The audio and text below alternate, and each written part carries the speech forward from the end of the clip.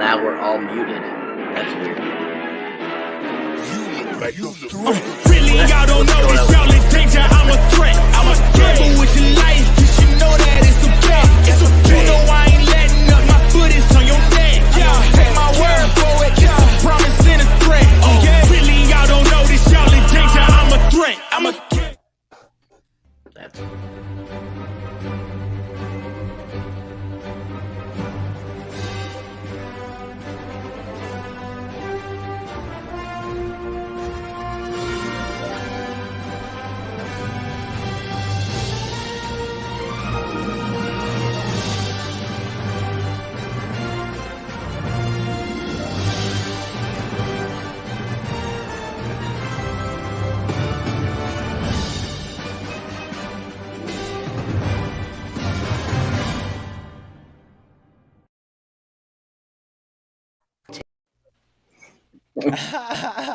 All right, Cyber. What's going on, people out there on streaming land? Welcome to the MCU'S Bleeding Edge. We are here tonight with a great cast as usual. We have some great people on the panel. We got returning people who are all awesome. So we are here tonight to talk about the 6th episode of the Book of Boba Fett. So just to kind of introduce everybody, so of course we have, my trusty co-host, Mr. TrueKnowledge, Mr. Jeff S. here. Oh, yeah. How you doing, Jeff? You know what it is. Oh, MCU's yeah. Bleeding Edge, baby. Oh, yeah. We have returning Mr. Vincent Van Spock. Welcome to the show, Vincent. Live long and prosper, everybody. Woohoo! And then, of course, we have returning to Miss Alexis, who you can sometimes catch as the host, our moderator for some of our Friday shows, who has been a great contributor and always great to have on the panel. Welcome, Alexis. I curse the day that Jeff ever watched the Chappelle Show. The Chappelle Show, so much fun. That shit was cracking me up. So fun, so fun. And then, of course, we have returning from the dead to be on our show, Mr. Lord Deathman. Welcome, Lord Deathman. Hello, everyone. Thanks for having me. Great to have you. All right. So let's get right into this awesome episode. Now, if you recall, the previous episode was pretty much an episode of The Mandalorian. So I was, expecting to see Boba Fett more in this episode, which we got a little bit of him in this episode, but it was kind of more of a Mandalorian episode once again. So it was kind of interesting they decided to go that route. So basically, this episode starts off. We have Timothy Olyphant returning from The Mandalorian as his character Cobb Vanth, who in The Mandalorian he had Boba Fett's armor. And so we basically see him in Freetown, and he's basically dealing with the Pikes that are coming in, and basically to stop them from, doing the spice trade, which is what their big conglomeration of, money that they're bringing in through Tatooine. So we have that happen, and then we basically verge on, and then the Mandalorian pops up again, because we just had this huge Mandalorian episode. Let's bring him back again because so many people love him. So I was really surprised he all of a sudden popped up again, and that he was venturing basically off to see Grogu, basically. And so we got more Baby Yoda, or the child as he's called. And so we got this interesting kind of start off. We have, Timothy Olyphant returning. We have, Pedro Pascal's voice returning. I don't believe he actually was in the suit on this set either. I think it was actually a body double. And we have basically this introduction to going to where Luke Skywalker pops up. So my first question for the panel is, what were your thoughts on basically Luke Skywalker popping back up into this episode? So starting with you, Vincent. So I think they did a heck of a lot better job on the CGI with him than they did at the end of The Mandalorian season 2 or 3. Two, thank you. When he popped up at the end of season 2 of The Mandalorian, they brought in a YouTuber who actually did a recreation of their CGI. I can't remember his name, but he was much better at it than the Disney people were. And so they brought him in specifically to make his CGI a lot better.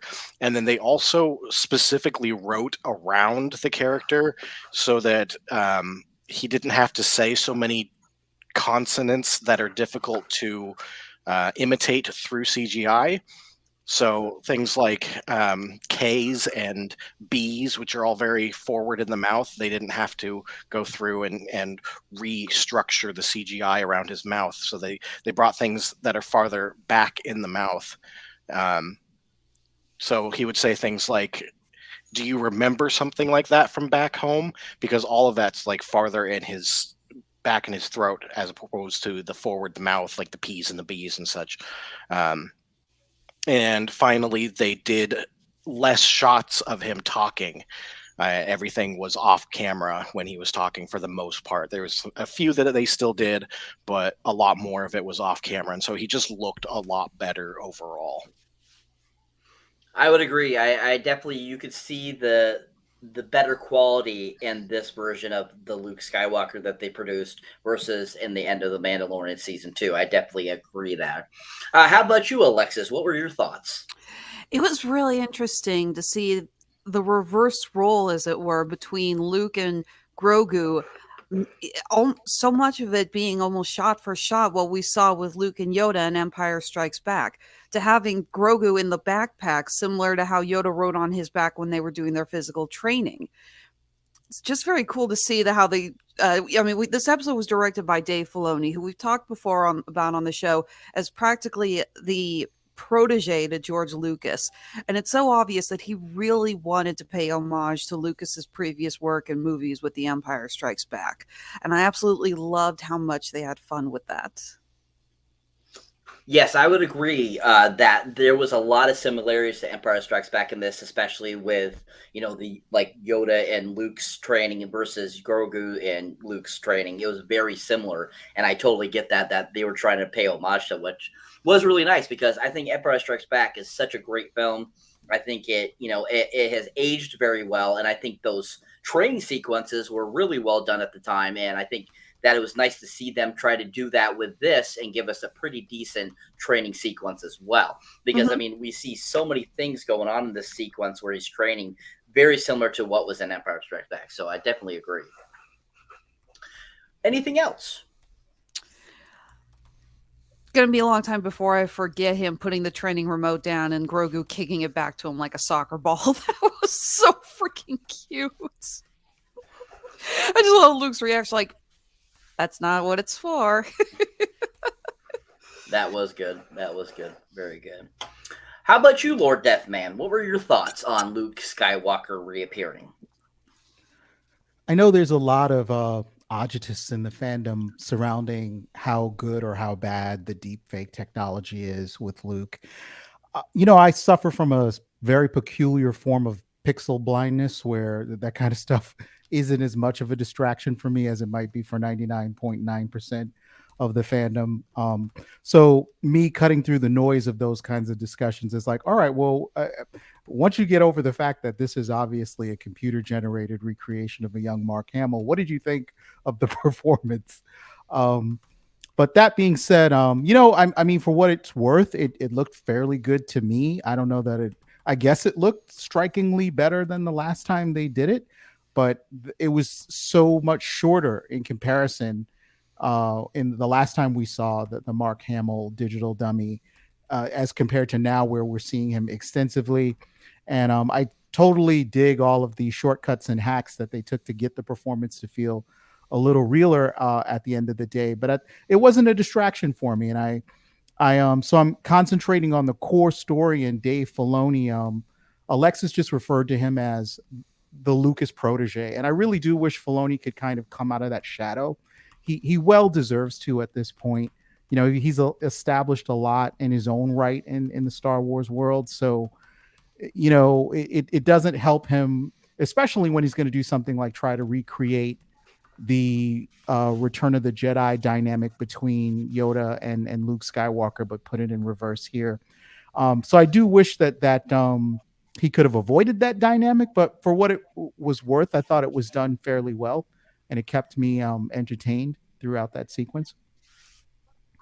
Very true. Very true. I would agree completely there. I think that's, very observational and very, very true. How about you, Jeff, Mr. True Knowledge? What are your thoughts on the return of Luke Skywalker? Well, I mean, for somebody that's called True Knowledge, I probably don't have anything very fucking profound to say, to be honest with you. It's not gonna, whatever I say is not going to come to the same level as like Lord Deathman's contribution already and whatnot to the show. You've already topped me in just those 2 sentences, Jeff. You've done. I mean, honestly, Lord Deathman, you're more when you were just like just a body, like just an avatar, and you weren't audio in the beginning of the show. You were still more talented than me. You know what I mean? So no, but anyways, no,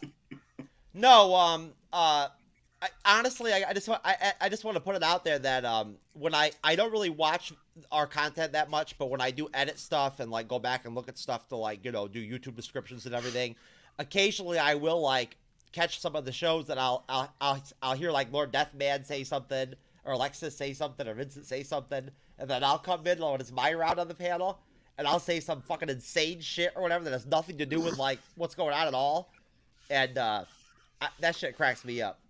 But anyway, Or show us a ridiculous clip that has nothing to do with anything. Yes, most definitely. But anyways, so I mean, I don't know, like, hey, what can I say? It was like really, really cool and like really different, and well done, visually. Seeing Luke Skywalker back, like in the flesh, like in the real deal, like in the Star Wars universe, in real time, and I mean, he gave off like a vibe that he was half in the closet the whole time. You know what I mean? Like, and it is what it is with that, but I gotta be honest with you, I've only watched like 2 episodes of The Mandalorian. I really don't even grasp the premise of like Grogu or whatever, like what his deal even is, or like what's even going on with him. I have no idea. So I'm a little behind with all that. Trying to understand his whole, purpose or whatever. But it was interesting. I mean, hey, the book of Boba Fett has certainly gone in some different directions from episode to episode without question, right? I mean, and hey, I like that. I think that that's creative and it's interesting. I like the change of pace. But at the end of the day, I probably would have just really liked seeing like more Boba, and what's her name? I forget his sidekick. How do you say her name? Fennec Shand. Fennec Shand. Master Assassin Fennec Yes, Shand. yes. You have to put the MA at the beginning. Whenever always. she's on the screen, I enjoy her, so but that's okay. We can get back to Boba for episode 7.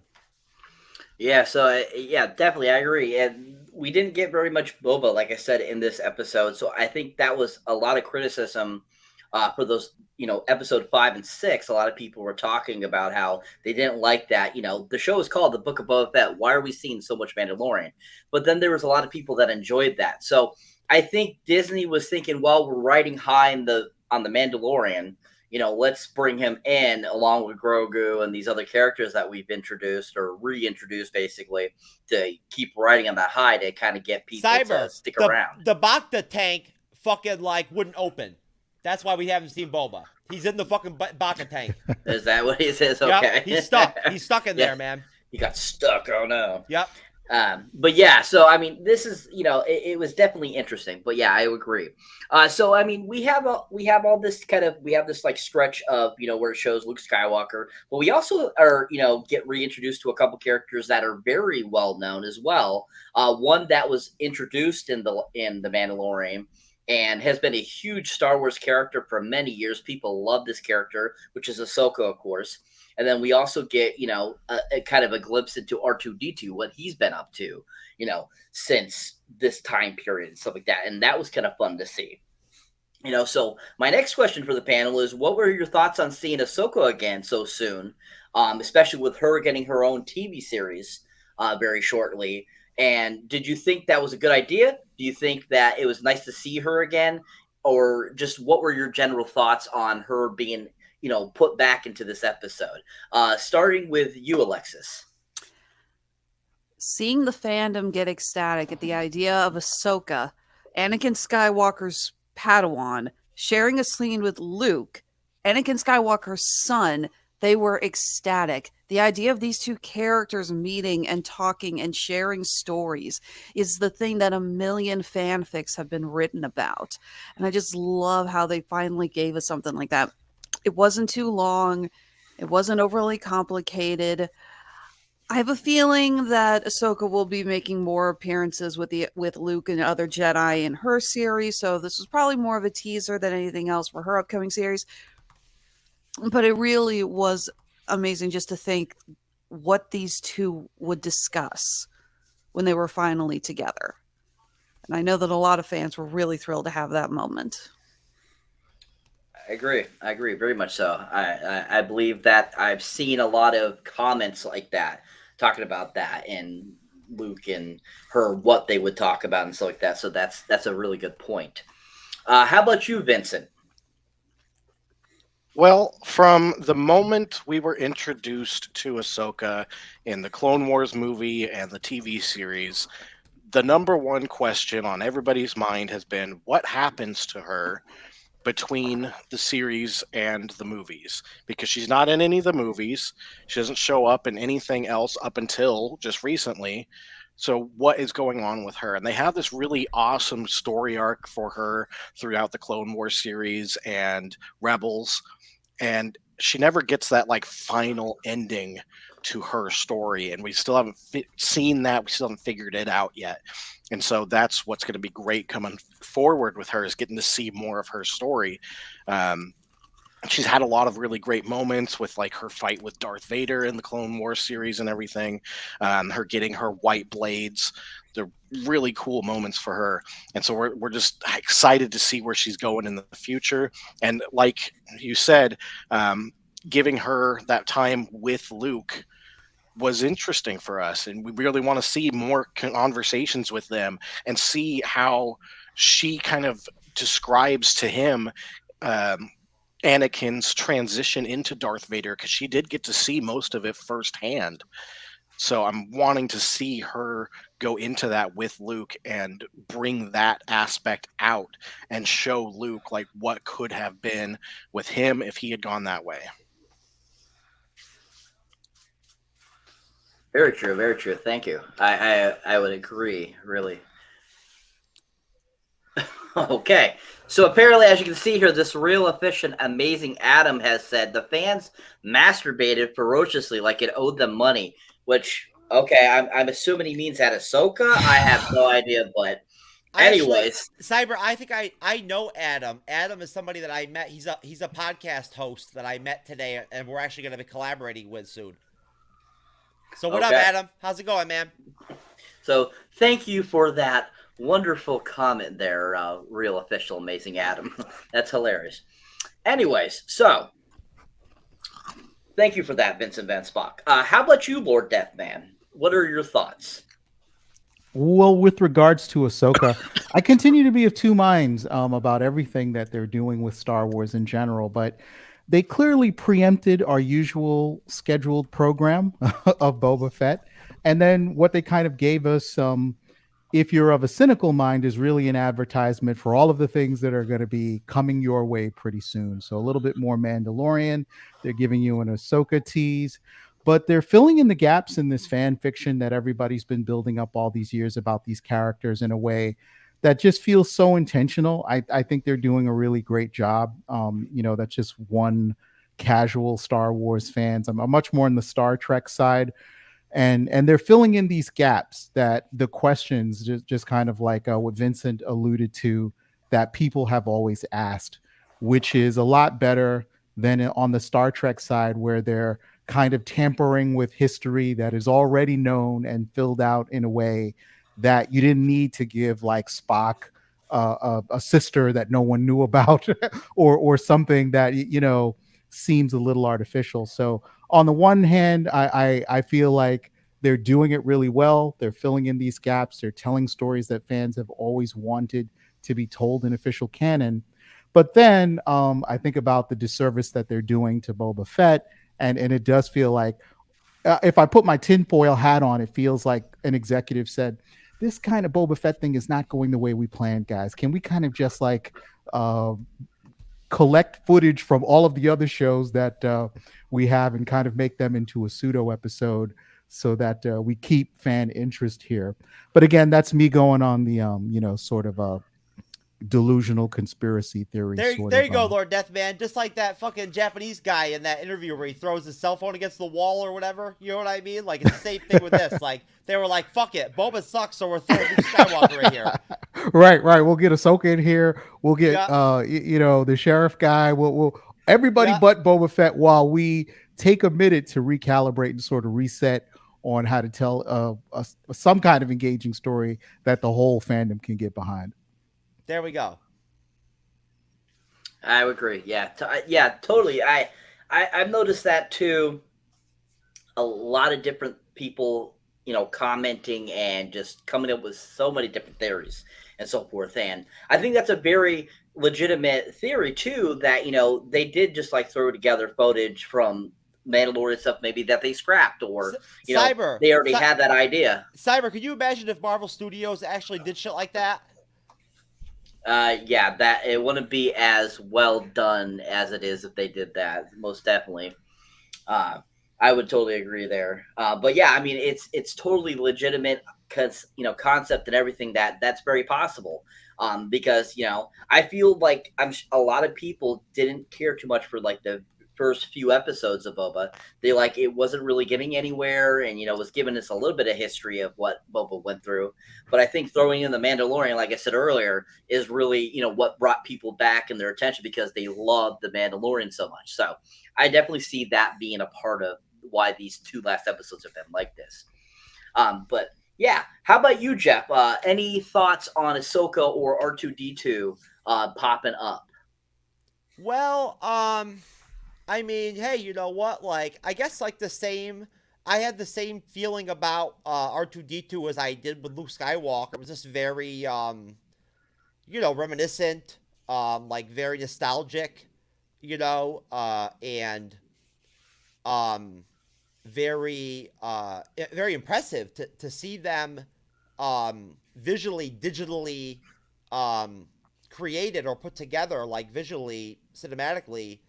And represented the way that they were, compared to like the grainy ass like late 70s VHS cassette or tape like type quality of the Star Wars movies I watched back in the day. That shit was rough. You know what I'm saying? Like it was almost as bad as some of the chicks I saw on Bumble today on my freaking search list. I'm telling you, man. I don't know what's going on, man, but my search criteria is fucked up. I got some serious like savage like barbarian chicks and shit going down. Thank you for sharing. But anyways, so basically, I dug it. Like I liked the whole lighthearted nature of where the episode was heading and where it was going and whatnot and everything. Again, I don't completely understand some of the premise.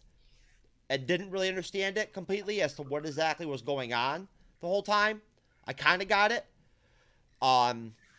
Being a kind of a Star Wars universe novice, I guess. So it was enjoyable and fun to see these like really cool characters from back in the day again. And I don't know like what the future is with where Star Wars is going in terms of like doing more of this. In like other shows or like in other stuff. I don't know if this is going to be a trend or like, a recurring thing or something. I'm not sure, what the long-term plans or goals are. But I mean, hey, at this point, I would be very skeptical. Well, I don't know if maybe we will get a Boba season 2, but I mean, as of right now, I don't know. It's looking kind of bleak. Yeah, you never know. I mean, I feel like it did finish very strong. So, I mean, who knows? We could see a second season of Boba. I foresee that that's a very big possibility, but I'm not sure when. Probably be after Ahsoka and Kenobi get done. And But Andor, we have that coming up as well. Andor as well. Thank you. And yeah, so I mean, it's a very big possibility because I don't think a lot of people thought the Mandalorian was going to get more than one season either. So I think that Boba Fett has a good chance as well. So, but yeah, I want to send a shout out to Jeff B in the comments. He says he can't wait for the Ahsoka series when it comes out. They're going to have to ramp it up. And also, I loved her comment to Luke saying he reminded her of his father. I'm assuming that's the comment you made, Alexis, that he's talking about there. But yeah, thanks, Jeff B, for being in our comments. And I would agree. I would agree. Yeah, shout outs to Jeff B for sure. Yeah, that's right, Lord Deathman. Oh, yeah. So yeah, as we move on, so now that we know that the Mandalorian has made his way, or Darjean has made his way to the area where Luke is, Ahsoka is, and R2-D2, we get kind of a scene. We get that action sequence. We get to see that training. We get to see, Darjean kind of interacting with these robots and R2-D2 and all this kind of good stuff. We get to see Ahsoka talk to him. And basically, after he, talks to Ahsoka saying, "Oh, okay, I'll leave this for, Grogu. Please give it to him," and he leaves. And so he ends up going back, and he finally meets up with Fennec Shand and Boba Fett to basically help them out. And that's when he goes. He's asked basically to help out, and he says, "Oh, I know some people that might be able to help," and he decides to go talk to Cobb, Mr. Timothy Olympant. And we have this great conversation going on there and kind of about, him trying to have him help and stuff like that. And he's not sure if he can help and all this kind of good little conversation going on. And we have the other people, of course, that are in Freetown kind of piping in, kind of giving their, 2 cents and stuff like that a little bit. And basically how they leave it off is like, maybe I might help. I'm not sure. And so, basically after Darjean leaves, that's when we get introduced to another new character that pops up along with and battling against Cobb. And that, of course, is Mr. Cad Bane. Cad Bane. Anyway, so Cad Bane, my next question for you guys is, what was your thoughts of Cad Bane popping up and kind of having this kind of Western motif feel with him and with Cobb? So, yeah, basically, what was your thoughts on Cad Bane popping up? Let's start with you, Lord Deathman. I enjoyed the character immensely. I am suspecting that Cad has a history in extended lore. He doesn't seem like the type of character that just came out of thin air. Am I right in that he might have some history outside of this show, or is he a brand new character? In the Clone Wars series quite a lot, as well as Rebels a little bit, and Bad Batch as well. Yeah. But my point, thank you for that. And my point being that he really doesn't seem like the type of character that someone just kind of made up for this particular episode. It seemed like there was real history there. He has this incredible presence. I thought the actor that played him did a great job. And I'm always trying to match species on Star Wars. Is Cad of the same species as Admiral Thrawn, or is that just a coincidence that it's kind of blue skin and red eyes? Are they totally not in the same genus? They're not the same species at all. Fair enough. And I'm going to out myself further by asking, is Ahsoka a Twi'lek, or is she of another species? She's a Twi'lek. Okay. And there's the stripes there. Gotcha. They're probably decorative. Think of the Twi'leks like you would with a human with different races. We got blue Twi'leks, green Twi'leks. We got Jennifer Beals' Twi'lek, who unfortunately got killed in this episode. Yeah.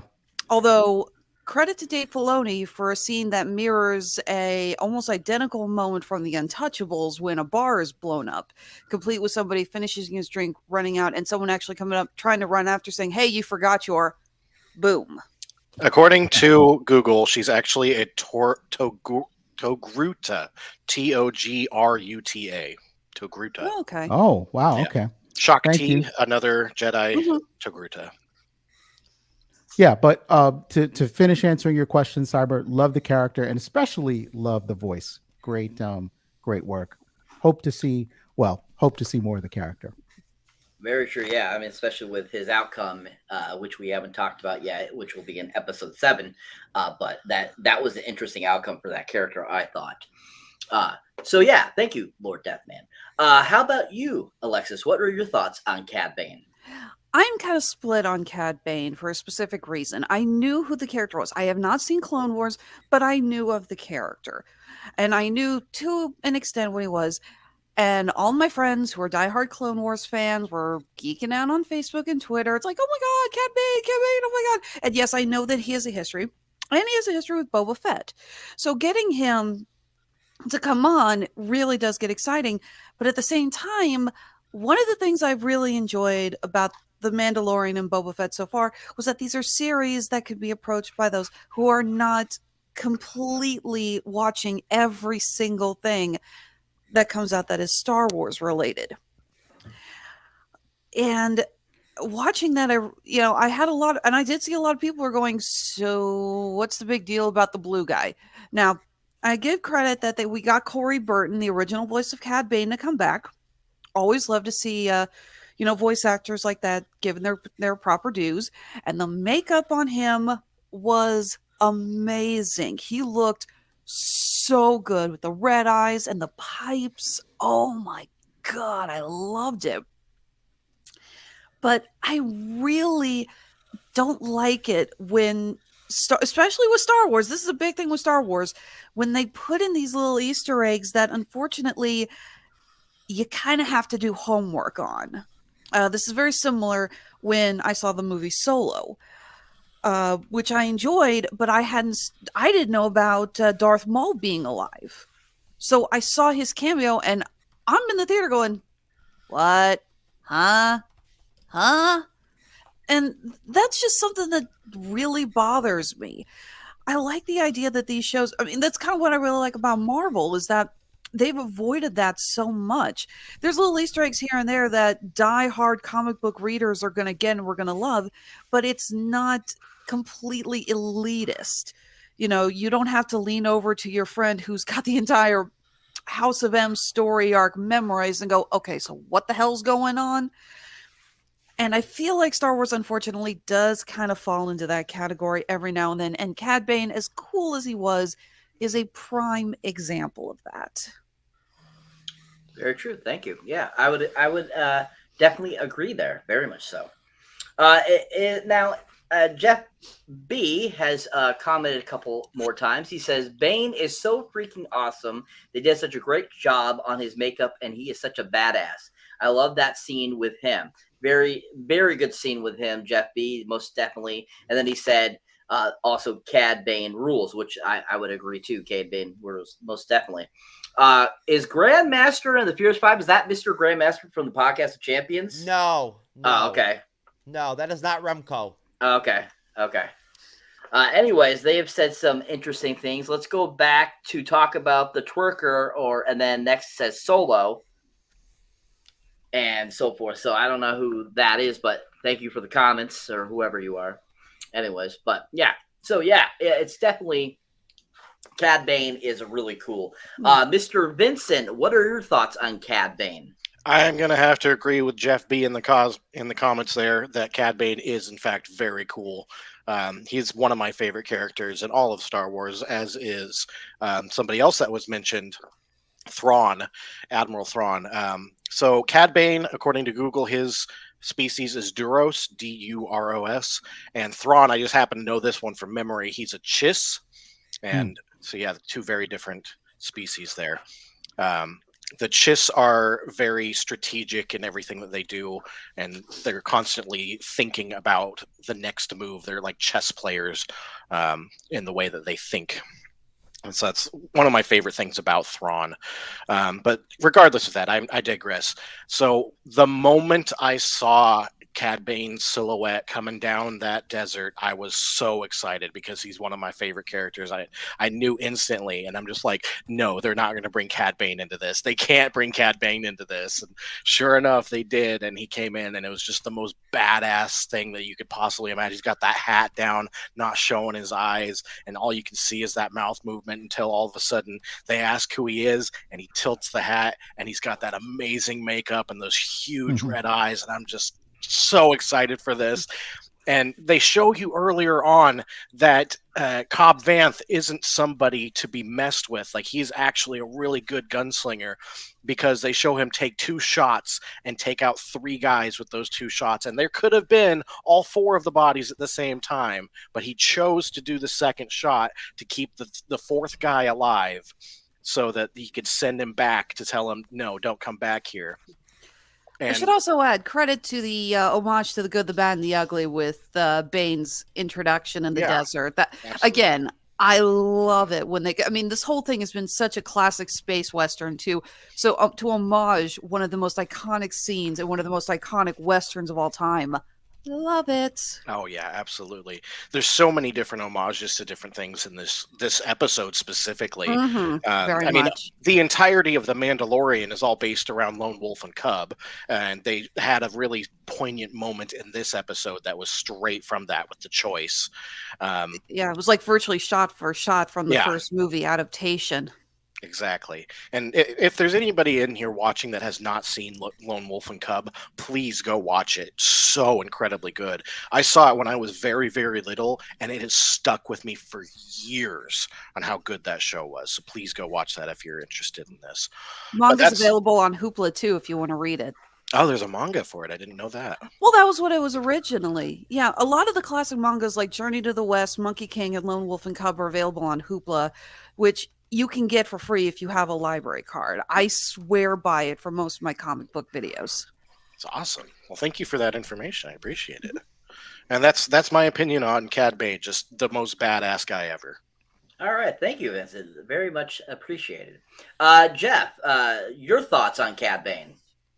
Well, again, I'm a novice when it comes to some of the lore and stuff like that. So, don't mind me if I don't exactly have a super profound, valuable contribution on this and whatnot that reflects kind of a connection to Alexis or Vincent or Lord Deathman or you and whatnot. I'm just trying to fend for my own here. But so am I, Jeff. You're in good company. I'm not okay. A Star Wars super fan. Hey, I'm really not. I know how to pick my spots. All right, when we get into the Falcon of the Winter Soldier segment, that's why I'm going to start dropping my hot shit. All right, I'm saving my good shit for that. You feel me? I'm saving my energy. I'm in rest mode. I'm in Bacta tank mode. I thought it was cool again. You have to understand for me, Cyber. Well, you already probably get it. I don't know the lore that well. You know what I'm saying? I never read any of the books. I never watched any of the clone stuff. I haven't watched all the Mandalorian, so I'm behind, and certain characters and certain aspects of the lore I just don't completely understand, or I only partially understand. But I will say again that I did feel like the direction of the episode was flowing in a way that I liked. I enjoyed it. It wasn't bad. It wasn't boring. It was a little anticlimactic, I guess, in a way, sort of, maybe. Just I guess, as far as the ebb and the flow of the series goes from episode to episode, how things kind of just went in this direction with this episode, where things were very neutral. The energy was very neutral. There wasn't really anything, adrenaline inducing, or whatever going on. I loved all of the different new characters that were new to me, that I didn't really know who they were and what was going on with them, really. That's pretty much it. Oh, and I have no fucking idea. this I think the Grandmaster guy or like the Jeff Sucks or whatever, like in the comment section, honestly, Cyber is like Frankie the Snake from Rizzle. All right. My stalker. Looks like it has, since one of them's called Jeff Sucks, so it's got to be. So, yeah. Anyways, I just want to shout out to Jeff B again in the comments. He said, I had to go back and watch the episode on Bad Batch with Cade kidnapping Omega. It just really let me know that now Cade is canon. And then he says, I still say the Star Wars series are going to introduce so many characters that we can only wish for in the past. I really dig it.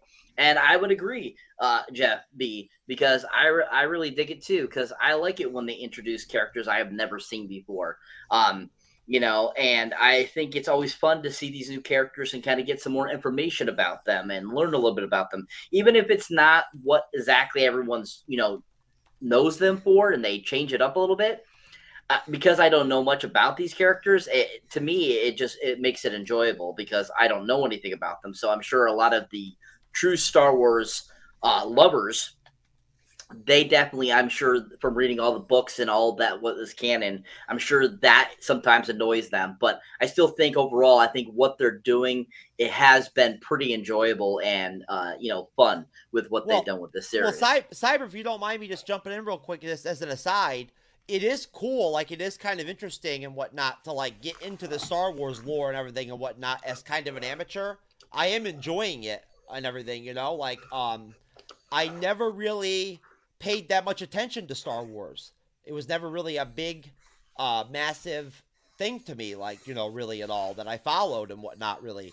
So, it is interesting, you know, and, you know, some aspects of it, like I could do without, but mostly like the majority of the stuff I'm seeing is all good, you know? So, and hey, I think Jon Favreau and Robert Rodriguez and everybody involved is doing a really great job and did a great job. Even if some people aren't so happy with Boba Fett. Yeah. Agreed, very much so. I think Jon Favreau has done a great job, and I think he's brought some good flavor to the Star Wars universe for Disney because, you know, like everyone's mentioned, you know, a lot of what Disney's done with Star Wars since acquiring it, a lot of people don't agree with it and don't like it. So I think Jon Favreau's trying to take that, what he's learned from the Marvel universe, and kind of apply it to this and try to give us a little better Star Wars than we're used to. So I would agree. So moving on past this scene. So we have that duel with Cade Bane. I don't know why I want to keep calling him Cad.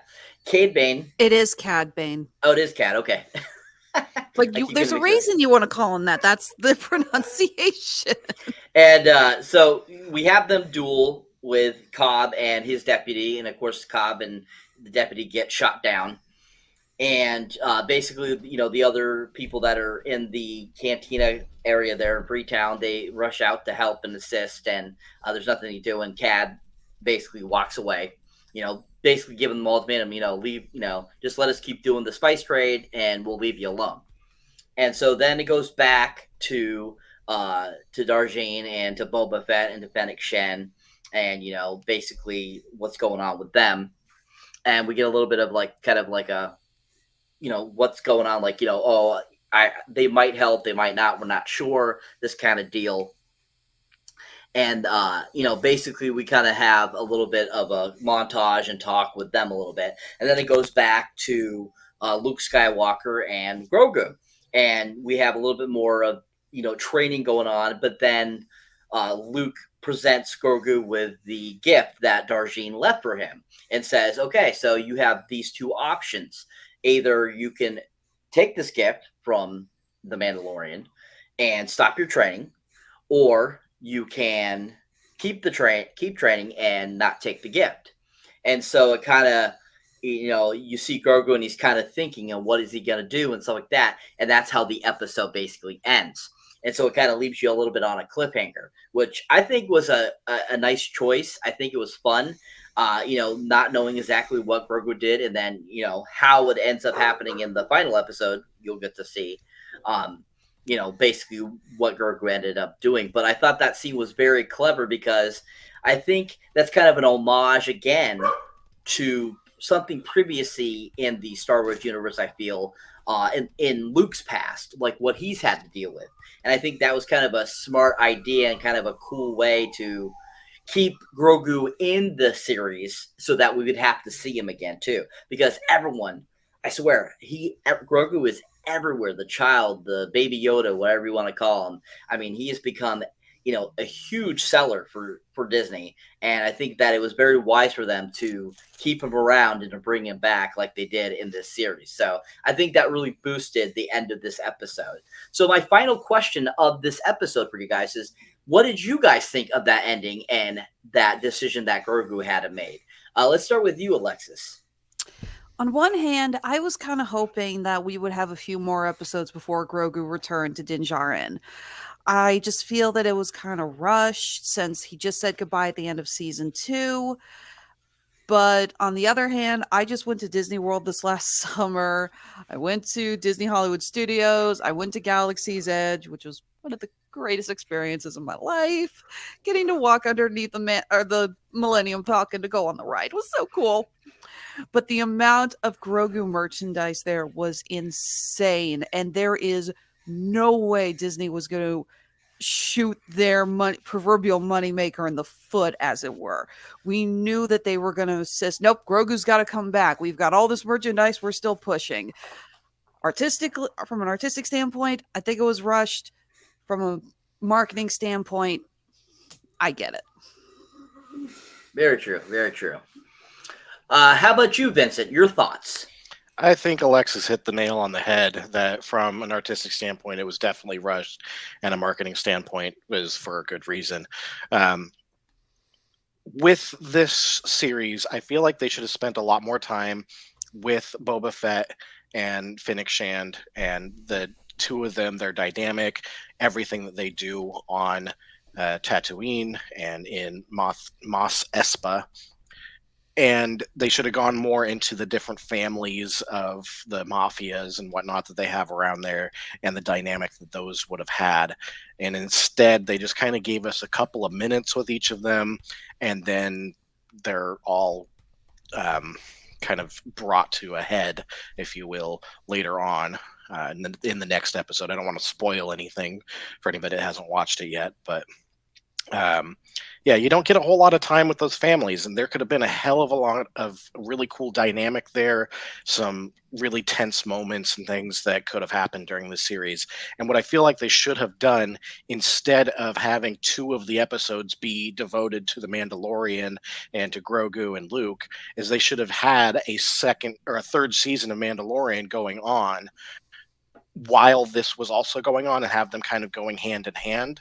So maybe start the Book of Boba Fett, do the first 4 episodes or so, and then also start the Mandalorian at about the 4th episode point, and then have them go together. And so that you get your Mandalorian for the people that are wanting to watch that, you get the Book of Boba Fett for the people who are wanting to watch that, and then they come together at the end episode as one kind of big thing.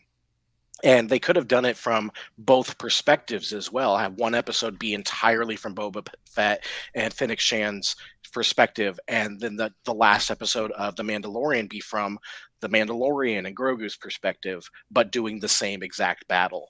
I think that would have been a really cool way of doing things. Does Grogu really have a goddamn perspective? He just seems like he's fucking not even like with it. Well, if you happen to notice in this episode, they do go directly into his perspective. He gets that eye viewpoint of the past where the 3 Jedi are getting killed by the Order 66 clone troopers. So he literally does have perspective in this episode. What did you think about the Easter egg of the Barra Sophie insignia on the walls when he saw the Order 66? I think that could play out into something big in the future, but they're going to have to go into it in one way or the other, I think. But that's just my opinion. Who knows? I think you're muted, man. Cyber, I'm loving the no audio that's coming out of like apparently. There you go. I was like, it's like you're either muted or you are chewing insanely quietly. Yeah, apparently. Anyways, yeah, I agree, Vincent. I mean, that whole thing could change and become a big thing in the future Star Wars universe with that. That's a great Easter egg. So thank you for bringing that up, both of you. Jeff, yourself, your thoughts on the ending, sir? Well, I mean, I feel like the right direction they could have went with that really could have like done something unique would have been if they would have brought in Jabba Binks for the ending. You know what I mean? I mean Jar Jar Binks? Jar Jar Binks, yep. And then you could have Jar Jar Binks come out with a season on Disney Plus. Instead of The Mandalorian season 3, have Jar Jar Binks. You do know that Lucas actually explained in canon what happened to Jar Jar after Revenge of the Sith, right? I mean, could you imagine Jar Jar Binks and fucking Baby Yoda hanging out? Like, what that conversation would be like? Yo, yeah, like, it'd be worth putting a bullet in our heads. that shit would be fucking dope. I would love it. I love Jar Jar. I thought he was great. I loved his character. I thought it was fun. I mean, dude, I know a lot of people hate it, but I loved it. Yo, the funny thing is, Baby Yoda can't even speak, and he's still fucking like, like more intelligent than freaking Jar Jar.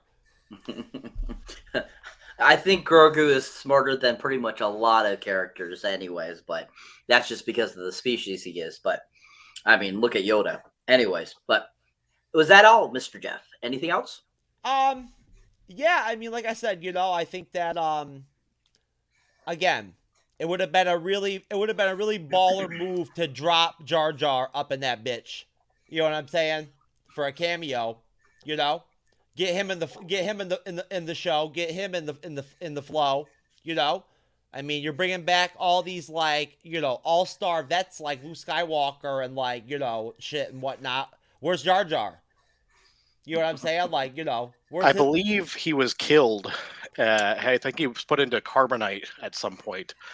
According to Lucas, actually, because he was the one who gave Palpatine supreme power, as it were, he was never forgiven for that. And he basically was kicked out of the Senate and spent the remainder of his days as a pathetic street performer. That I swear to God, that was what they said officially happened to him. He lived the rest of his life in shame because he was the one who led to the downfall of the Republic. I prefer my fanfic where he is the star of the Acolyte. That would be fun too, I think. Yeah, that'd be great. He just wears a hood the whole series, and then There in the you last go. episode, the Acolyte is Jar Jar Binks. That's great. Thank you for sharing that with us, Alexis. I did not know that. That's great. Interesting canon to know about. So to finish this out, Mr. Lord Deathman, your thoughts, sir? On the ending of the episode, Yes. I can't comment on whether it was rushed or not. My perception wasn't quite that sharp in terms of following the pacing, but I will say it kind of felt like a false choice, like artificial drama that kind of got injected in there. First off, we know that there is precedence in the greatest Mandalorian that ever lived, Tar Vizsla, that you can be both a Jedi and a Mandalorian. You can follow the creed. So giving Grogu this choice of like, oh, you have to go this way or that way seemed a little forced. And let's be real. We if he were to formally join Dijin's clan, I think that's how they're organized. If he joins that clan, then are they going to glue like a Mandalorian helmet onto him, because he won't be able to show his face anymore? And that will be bad for business in terms of Disney, in terms of marketing. So this whole dramatic choice of like, you're either a Mandalorian or a Jedi, it didn't really ring as something real. It just seemed like let's try to end this on a cliffhanger where there's a choice to be made so that we can get people to come back to the show. No harm, no foul on my point, but it wasn't something that I spent a lot of time analyzing because it just didn't make logical sense to me. Okay, thank you. I know a lot of people had the same kind of thoughts too. Like they didn't understand the ending, or they felt that it was not logical and stuff like that. So I totally get that. I understand where you're coming from there. So just to throw out some haze to these comments that we've got here, Jeff B also had said earlier. He said, "I agree. I'm so far into the dark on origins of Star Wars characters, but I love getting surprised." Then we have Pook, who is somebody that I have not seen on here before, saying, "I love Baby Yoda. He's so cute, just as cute as those Ewoks." So thank you, Puke, for that great comment. I do agree. I think Grogu is as cute as the Ewoks. Ewoks were always fun to watch. The Casper Goblin, thank you for your comment. That ending was goth. That's an interesting comment. Then we have Jeff B once again saying, "A selfish part of me wanted to see Grogu take Yoda's saber and spin off into something else, but I am happy with where he's headed." I would agree with that, Jeff B. Yes, I think that Grogu is headed in a great direction. Then we have, with great power, Frankie Baby Yoda has a bigger dick than you do, broski.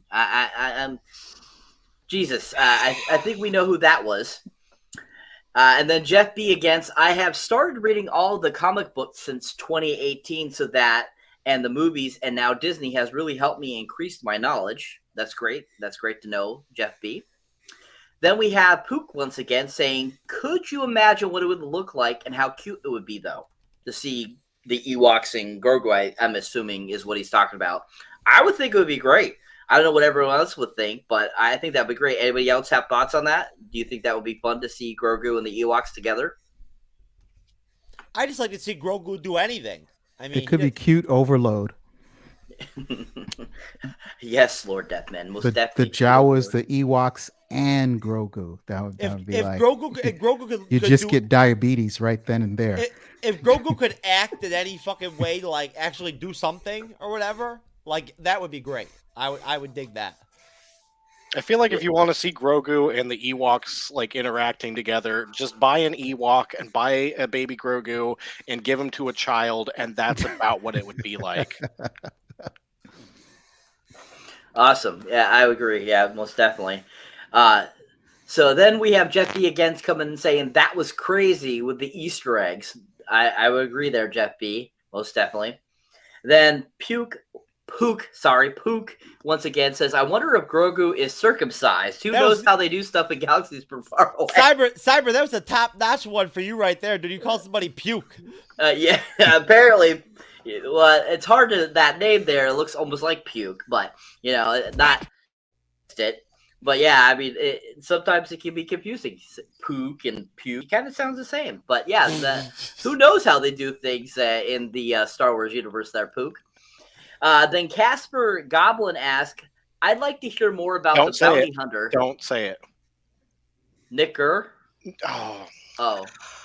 Okay. There was a reason he said don't say it. Oh. Well, sorry. Anyways.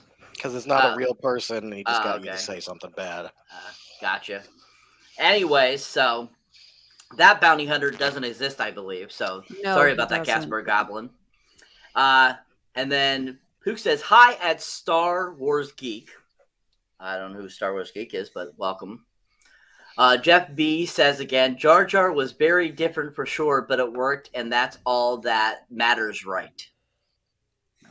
Yeah, I would agree. Most definitely. And then we have another person, Mystic Music. "Have you heard about Isaac?" No.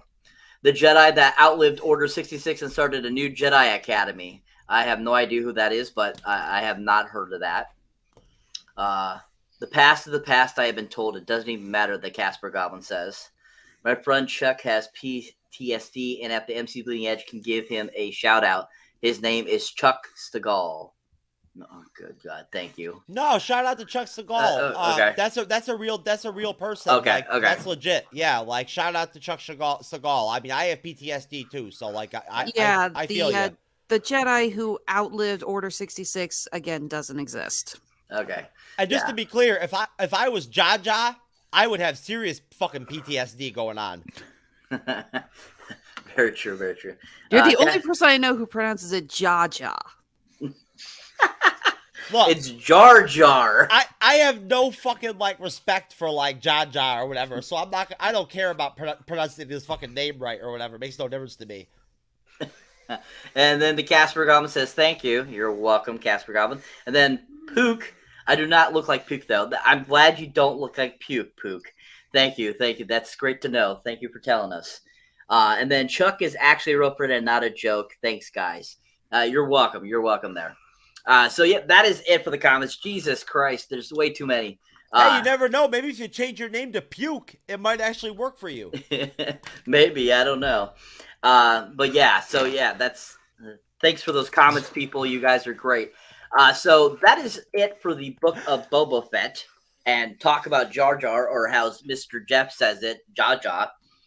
We are going to move on to actually some Marvel content, and we're going to talk a little bit about the Falcon and Winter Soldier series. So this is where Vincent, I say goodbye for the day. Yes. All right, So Vincent. I want to thank you for being a part of the show, and you have a great night, sir. Take it easy, Great guys. talking Live to you, long and man. prosper. Take care. See you soon. All right. right. Cyber, you ready for So- some Falcon and the Winter Soldier trailers? Yes, sir. So we're going to move it over to Mr. Jeff on this. They're going to kill me. I told them to send me a video holding an object and start nodding. Anything is a dildo when you really put your mind to it. There's no such thing as too large or too sharp. Every time you stop to question yourself, I want you to tell yourself, I can and I will. I can and I will, folks. It feels like it belongs to someone else.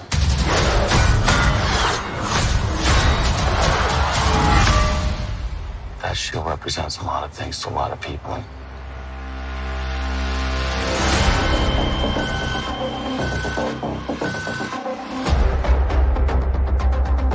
Symbols are nothing without the women and men that give them meaning. We need someone to inspire us again.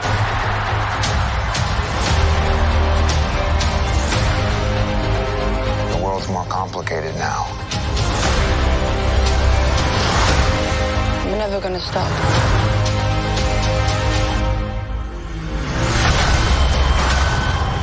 This world is ours.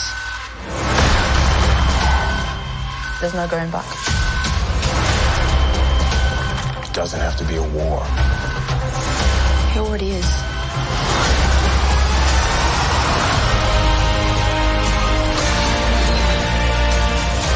We can't lose this fight. If we do this, we're gonna do it our own way.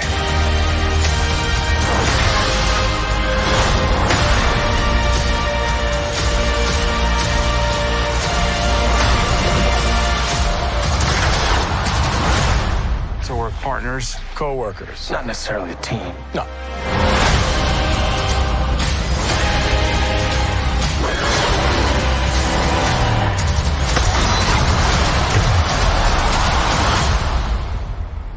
We look damn good, though.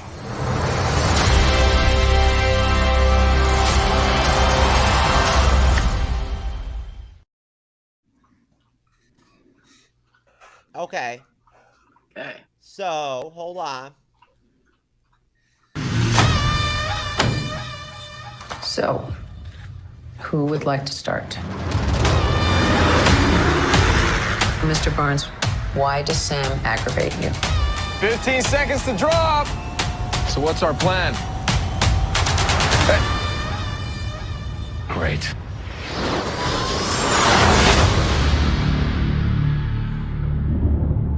Superheroes cannot be allowed to exist. I have no intention to leave my work unfinished.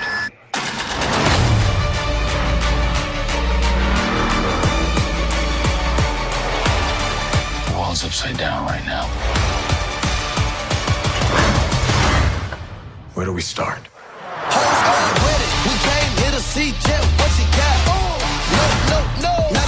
Buck, I have a plan. Oh, yeah? What is it? Is you ready? Here we go again, huh? We've been grinding hard on the job. Can't take that from us. Yo, that freaking scene right there with Emily Van Camp as Sharon Carter, when she like takes on all those thugs and everything and whatnot, like at that shipping yard or whatever,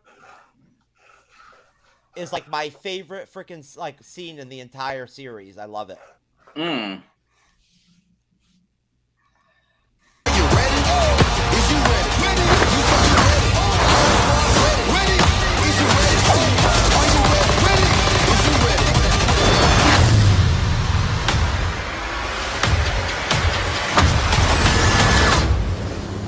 That little girl kick your ass. Aight.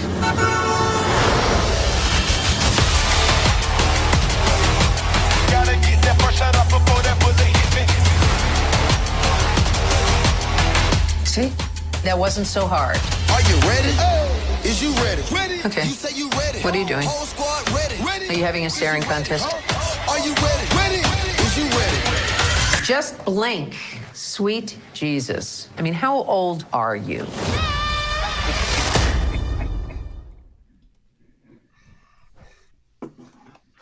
Okay. Yeah, I agree, Jeff B. That soundtrack is awesome. Yes. Oh, sorry. I apologize for that. For what? My bad. Anyways, let me jump in real quick here and handle this Falcon and the Winter Soldier segment really quick and step in for Cyber for a minute. Yes, Jeff B., the soundtrack for Falcon and the Winter Soldier was really freaking good. And we've talked about this recently, and like I'd actually love to ask you about this, Alexis, and you, Lord Deathman. Is it just me, or like has the music for like the MCU trailers for the Disney Plus series and the movies just been like excellent for like the last 2 years? Yeah.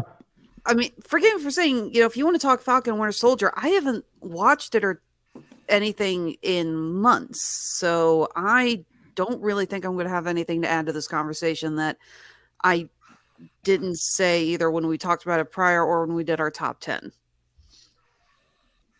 Okay. So. Okay. Well, I mean, you can always just sit there and look pretty. If you want. He's giving you that option. Yes. Yep. I'm sure you'll be effective. Thank you. But no, Alexis, if you would prefer to dip out or whatever, we don't want to keep you. I hate to say it, I probably should go ahead and get back to my orders. That and got some news to read. Like I said, it just got announced. Russia has officially declared war on Kiev. Wow. Oh, wow. On Ukraine. It's launched. Yeah. Kiev is it launched assault on Kiev. And Frankie is like creating 17 different like fake YouTube profiles so he can make fun of my two front teeth like over and over again. So like, geez, that's going on too. That's intense. Thanks, Frankie. Yeah, I think that was inevitable though, that outcome in Ukraine. Yes, I think so too. Yeah. But yeah, I think I'm going to call it a night, guys. So okay, I'll talk to you later, Jeff. Yeah, hey, thanks for being on. No good problem. seeing you again. It was good to you see too, you. man. Good night. Good night, guys. Hey, we'll see you. I'll see you on Saturday night.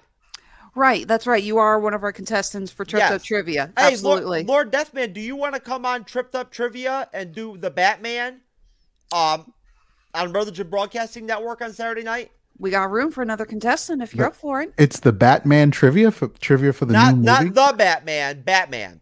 I host a monthly trivia contest with the Religion Broadcasting Network. Last month, the theme was video games. This month, the theme is Batman to tie into the release of the new DC movie. So we're going to be asking questions about movies, TV shows, and comics relating to the Dark Knight. Oh, wow. Okay. I reserve the right. Okay. You're not on Facebook, right? No, I am not. But I can give my deets to Jeff if you can reach out with the scheduling notes, guys.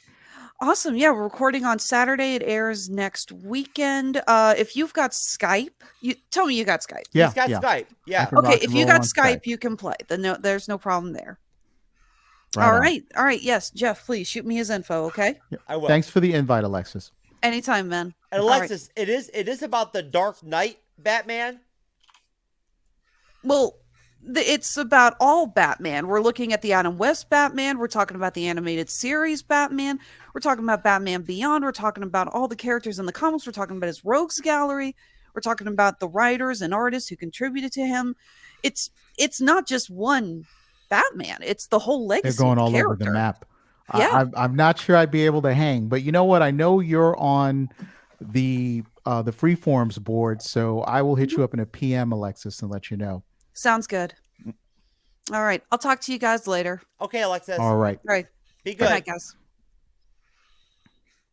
Okay, so Lord Deathman, back to what I was talking about with the music with these trailers, man. It's been excellent, hasn't it?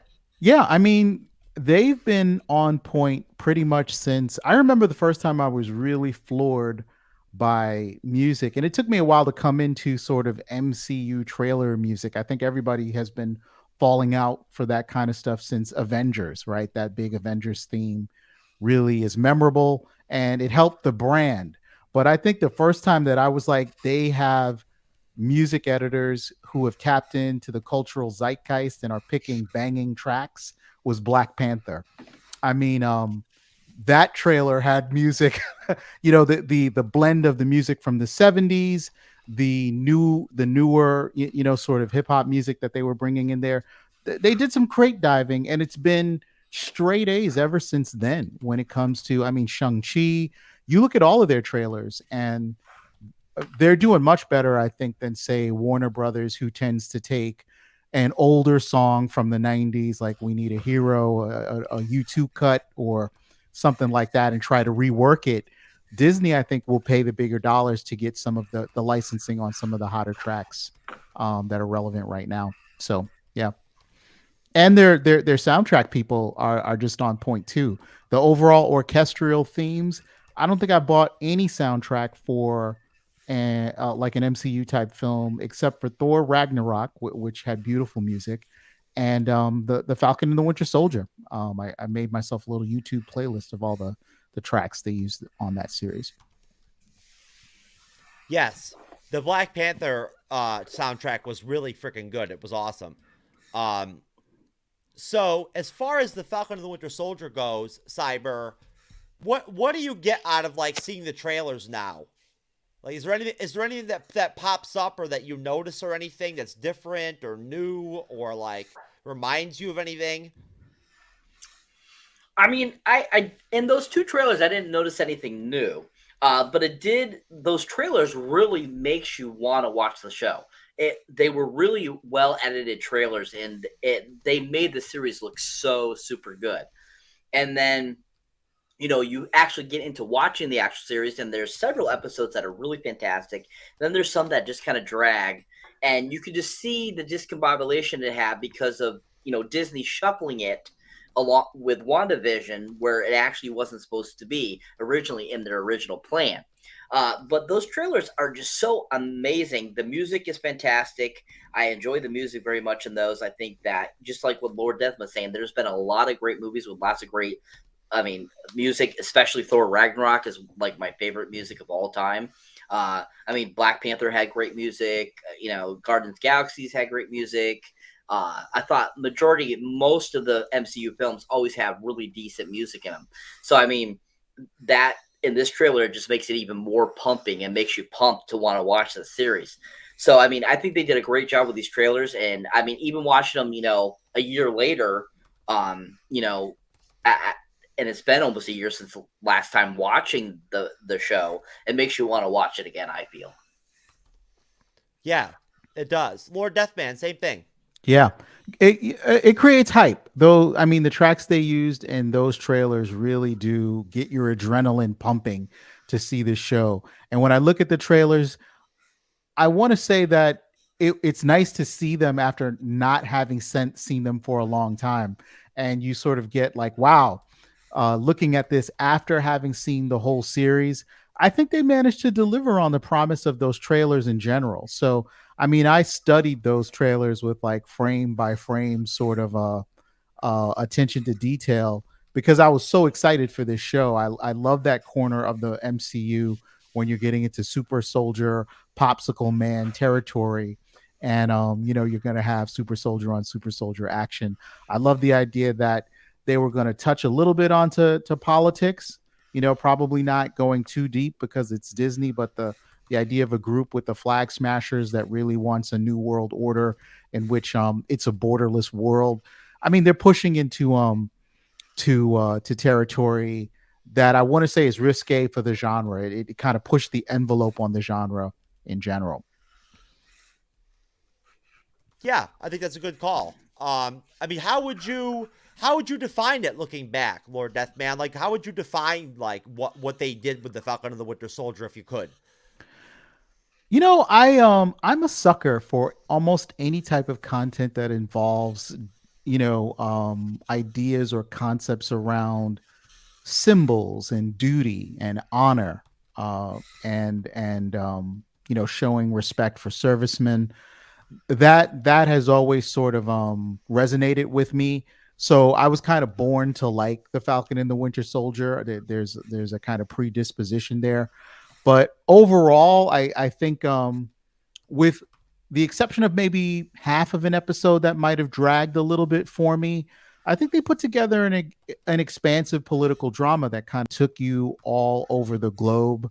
It had some messaging about terrorists. It had some messaging about, divisions in government, especially American government, not to touch on the cultural wars we're currently experiencing in real life, but they did their best to kind of approximate that and get those narratives into the show. I didn't really think it was preachy. Some people had that kind of complaint about it at the end of the day.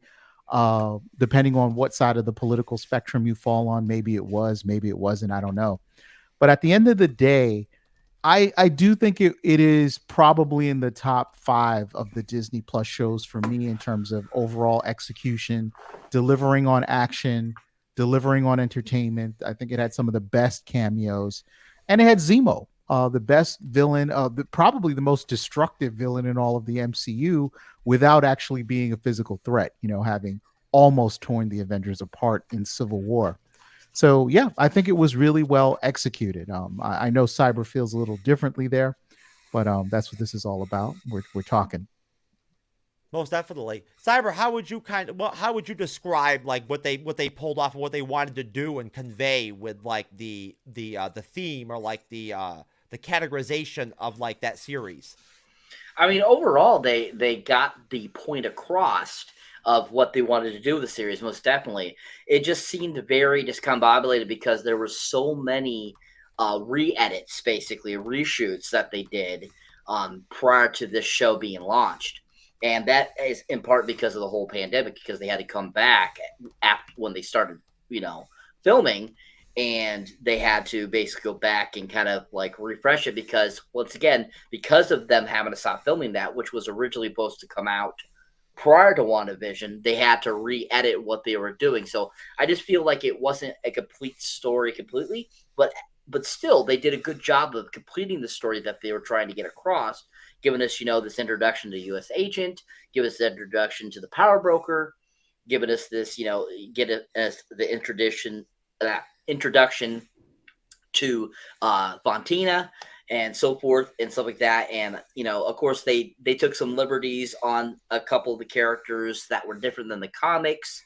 But overall, I mean, I thought the series was really fun and enjoyable. And I really liked it. I thought they did a good job. Yes. And I think that for me, and you guys can kind of kick in and let me know if this reverberates at all with you. Of course, like, without question,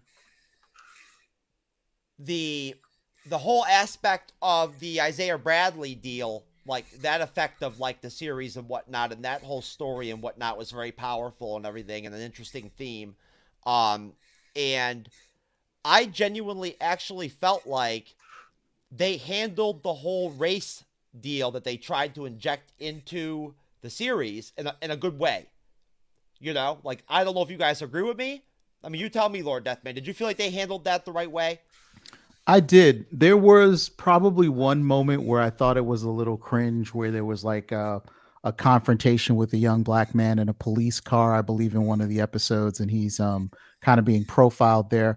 But you're right in terms of the Isaiah Bradley thing. I mean, when you look at a guy like Steve Rogers, who is the epitome of what the master race was trying to achieve in their eugenics program or whatever, you have to imagine that for every Steve Rogers that you're seeing who is perfectly built, blue-eyed, blonde, that there had to be failures that came before, that someone or someone's, more than one person, paid the price with variants of the super soldier serum that didn't work, or were marginalized in some other way. And I think they handled the Isaiah Bradley, the race issue of him being essentially the first Captain America and a black man. They handled it in a way that wasn't preachy, but I also think that it felt truthful. It felt truthful in a certain way to me. Okay. What do you think, Cyber? What was the question again? How do you think they handled the whole racial aspect that they tried to inject into the series? You think they handled it well? Not well? I mean, honestly, I personally think that shows shouldn't inject that into entertainment. I don't think that's necessary to get anything across. But how they did do it in the series, I thought they did a decent job. I thought that they did an overall job. It wasn't too much, but at the same time, it was enough to get the point across. But yeah, I thought that was kind of an interesting aspect that they decided to go with in this show. And I definitely thought that, like I said, I feel that this is not something that if you're going to watch a show for entertainment, you don't really need that. That's more for documentaries, more for, talk shows and stuff like that. I don't feel like they really needed that in this, because I feel throughout the entire MCU field, Sam Wilson has been a huge part since, since the Winter Soldier film. And he's always been, I felt, treated fairly. So I don't think that was really necessary. But like I said, I think it still was done very well and very decently. Yeah, I tend to agree with you, Cyber. I think what the filmmakers or the showrunners were trying to get across is that not everybody would be open to the idea of anyone of color being Captain America.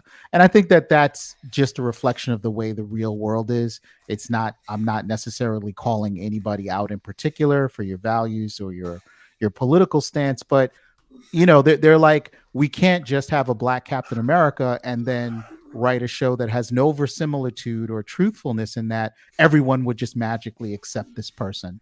There would be a contingent, of our country that wouldn't. Okay, yeah, most definitely. And for me, what I really get out of the trailers for me is I love all of the scenes where you see Sam using the shield. And I love the really powerful statements that he makes about, this shield doesn't feel like it's mine and everything, you know what I mean? And that whole struggle that he has, that internal struggle throughout the whole series. You know what I'm talking about, Cyber, Lord Deathman. We talked about this back then, that whole personal struggle that he was dealing with, episode to episode, of needing to convince himself that he could be Captain America. He had to put aside all the doubts and all the external drivers that are making him say that maybe he isn't the right man for the job. He had to really sort of step up and say, look, it was handed to me, and I'm ready to take on this responsibility no matter what the challenges are. I thought that was a great message for the show overall. Yeah, I do too. And I feel like maybe you tell me, Cyber. I feel like with time, some aspects of the dynamic between Bucky and Sam, their relationship, some of the aspects, the psychological aspects, and the crisis that Sam is dealing with, about becoming Captain America, and then with the whole Isaiah Bradley situation and whatnot. Sometimes I feel like over time, the depth of all that kind of unfolds for you mentally. Does that make sense? I mean, yeah, I can see what you're talking about. I definitely get that.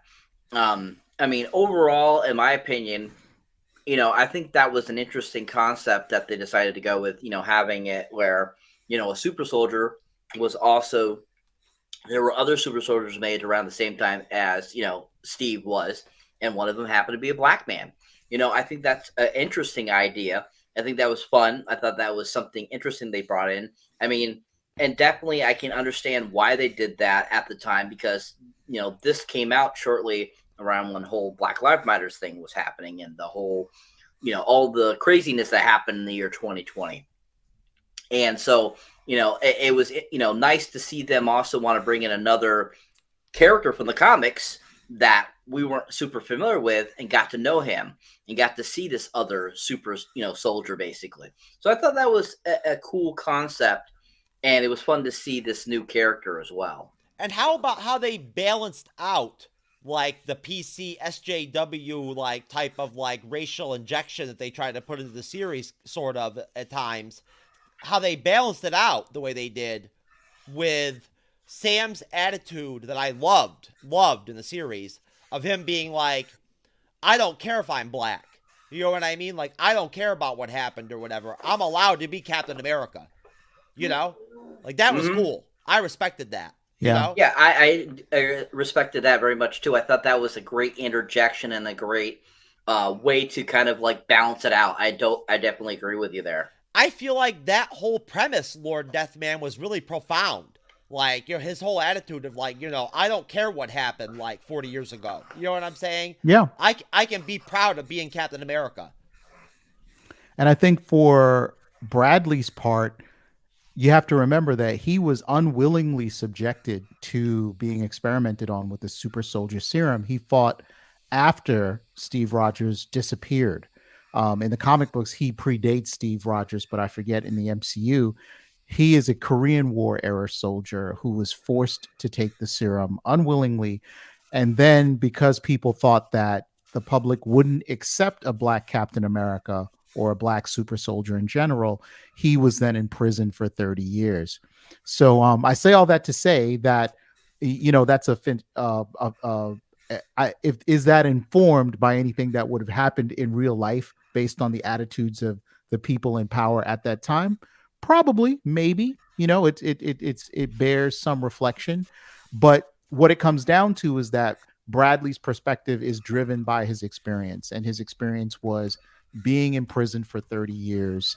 And he's projecting that on to Sam. He's like, they're never going to let you do it. They sent me to prison for it. And I think Sam's response to that is, I'm not waiting for anyone to let me do anything. I am going to be Captain America. Yes. And I don't know, you guys tell me how you felt. I know for me personally, at the end of Endgame, when old Steve Rogers came back and he gave Sam the shield, I was totally with it. I was all in it. I was all in. Go ahead, Lord Deathman. Yeah, I was going to say, it felt like one of those moments that had to play out that way, that there was no other way. I mean, I was really torn for a long time in thinking about who should get the shield. Should it be the Winter Soldier or should it be Sam? But after a while, it became very obvious to me that it should be Sam Wilson, a homegrown human being who's really going out there putting their, no metal arm, no super soldier, no enhancements. I mean, this is about the kind of the triumph of the human spirit in terms of being a Captain America. And that idea resonated with me. Whereas it would be kind of easy for Bucky to get an easy redemption story out of becoming Captain America, make up for all the people that he killed. It would kind of be a shortcut to his character sort of making peace with his past. Although it would have been really kick-ass from an action perspective to have, Bucky be Captain America, but symbolically and thematically, I said, you know what, it probably has to be Sam. And that's why that moment in Endgame, ended up meaning a lot to me.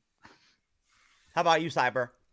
I mean, honestly, I never saw, Bucky being Captain America. I always see him as being the Winter Soldier. I always see him being like a sidekick type of character.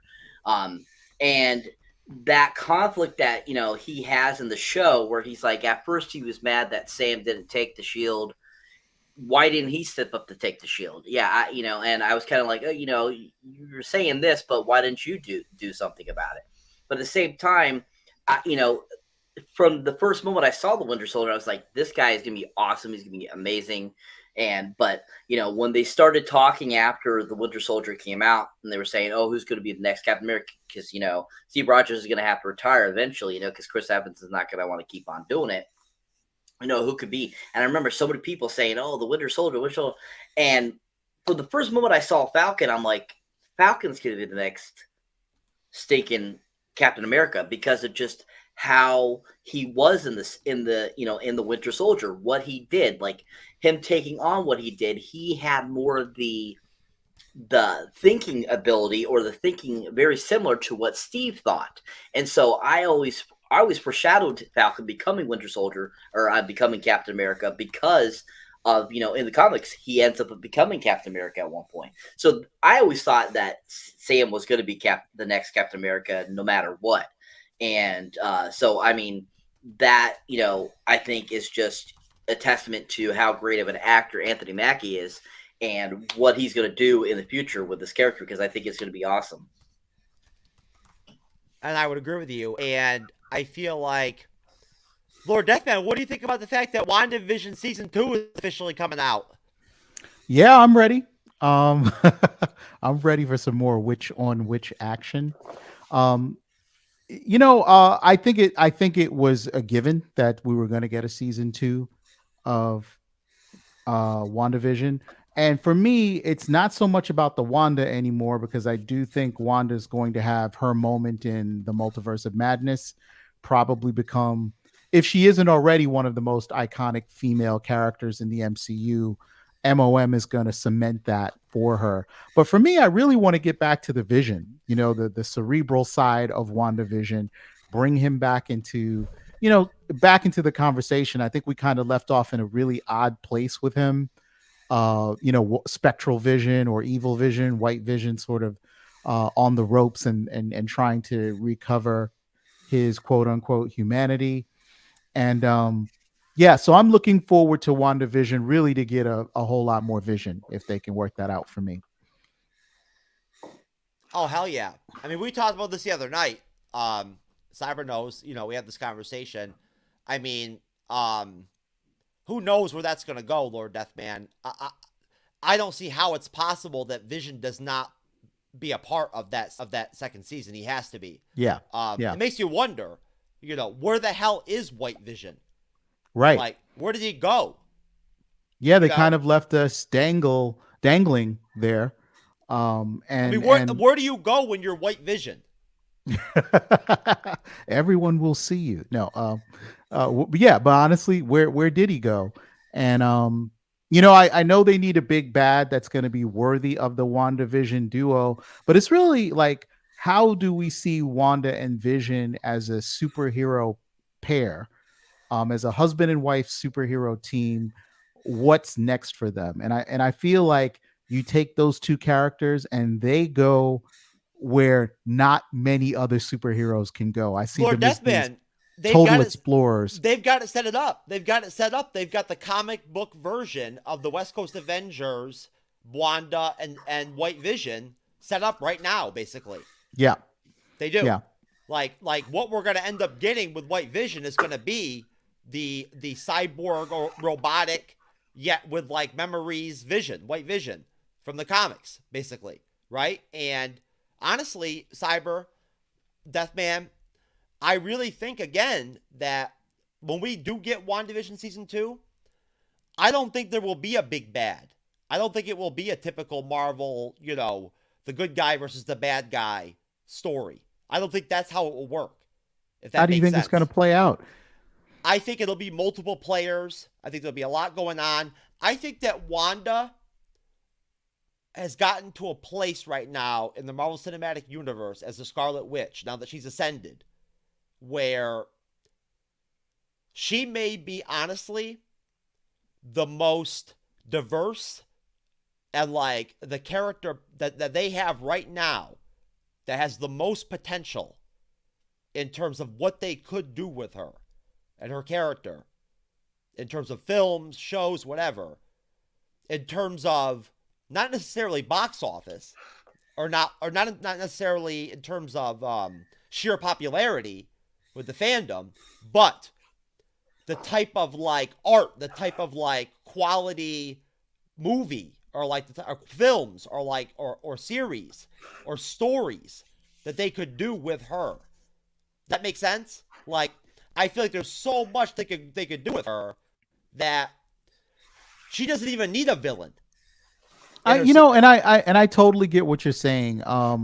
However, I have to be honest with you. I'm not interested in just a WandaVision show. I mean, I'm not interested in just a Wanda show. Yeah. It has to be WandaVision. It has to be that duo. And Wanda's popularity is exploding. Arguably, it was been exploding since before WandaVision. She's been a standout character. Everyone really loves the Vision, but people adore Lizzie Olsen as Wanda. Lord Deathman, me and Cyber talked about this last night, and Cyber, I know, agrees. Kevin Feige has totally taken Elizabeth Olsen under his wing and made her the number one female MCU actress, character there. And she's totally deserves it because she's an extremely capable and great actress.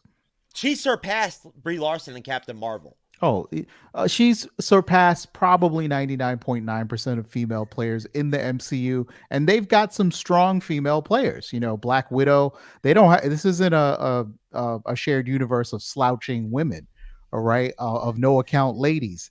She's at the top of that pyramid.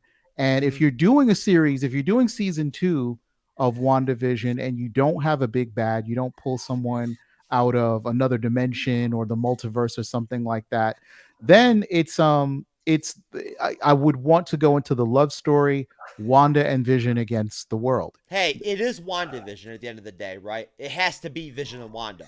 It has to be. Or why would they call it WandaVision? But go ahead, Cyber. I was just say I think that we're gonna see Agatha again in season 2 of WandaVision too, because we have Agatha House of Harkness coming, and I feel that we'll get to see her again and her battling Wanda again eventually. I think in the second season of WandaVision, and just like Lord Deathman said, yes, I want to see a WandaVision show. I want to see Vision in the show. I want to see Wanda in it. I want to see all these great players, and I don't fully think that there won't be a bad. I think maybe if if they do decide to go like the route you're saying, Jeff, I definitely think there'll still be a baddie involved. Just we won't probably see him fully, but we'll know that his presence or her presence is there. But I definitely think that Agatha, with her show coming out, I think she's going to be a big part of what goes on in WandaVision season 2. Yeah, I would agree. And I feel like, Elizabeth Olsen is going to get to a point where she's going to bank with Marvel Studios. I don't know what her contract situation is and whatnot, but you'd have to imagine probably that they're probably looking to lock her up now or soon for something long term, you would think.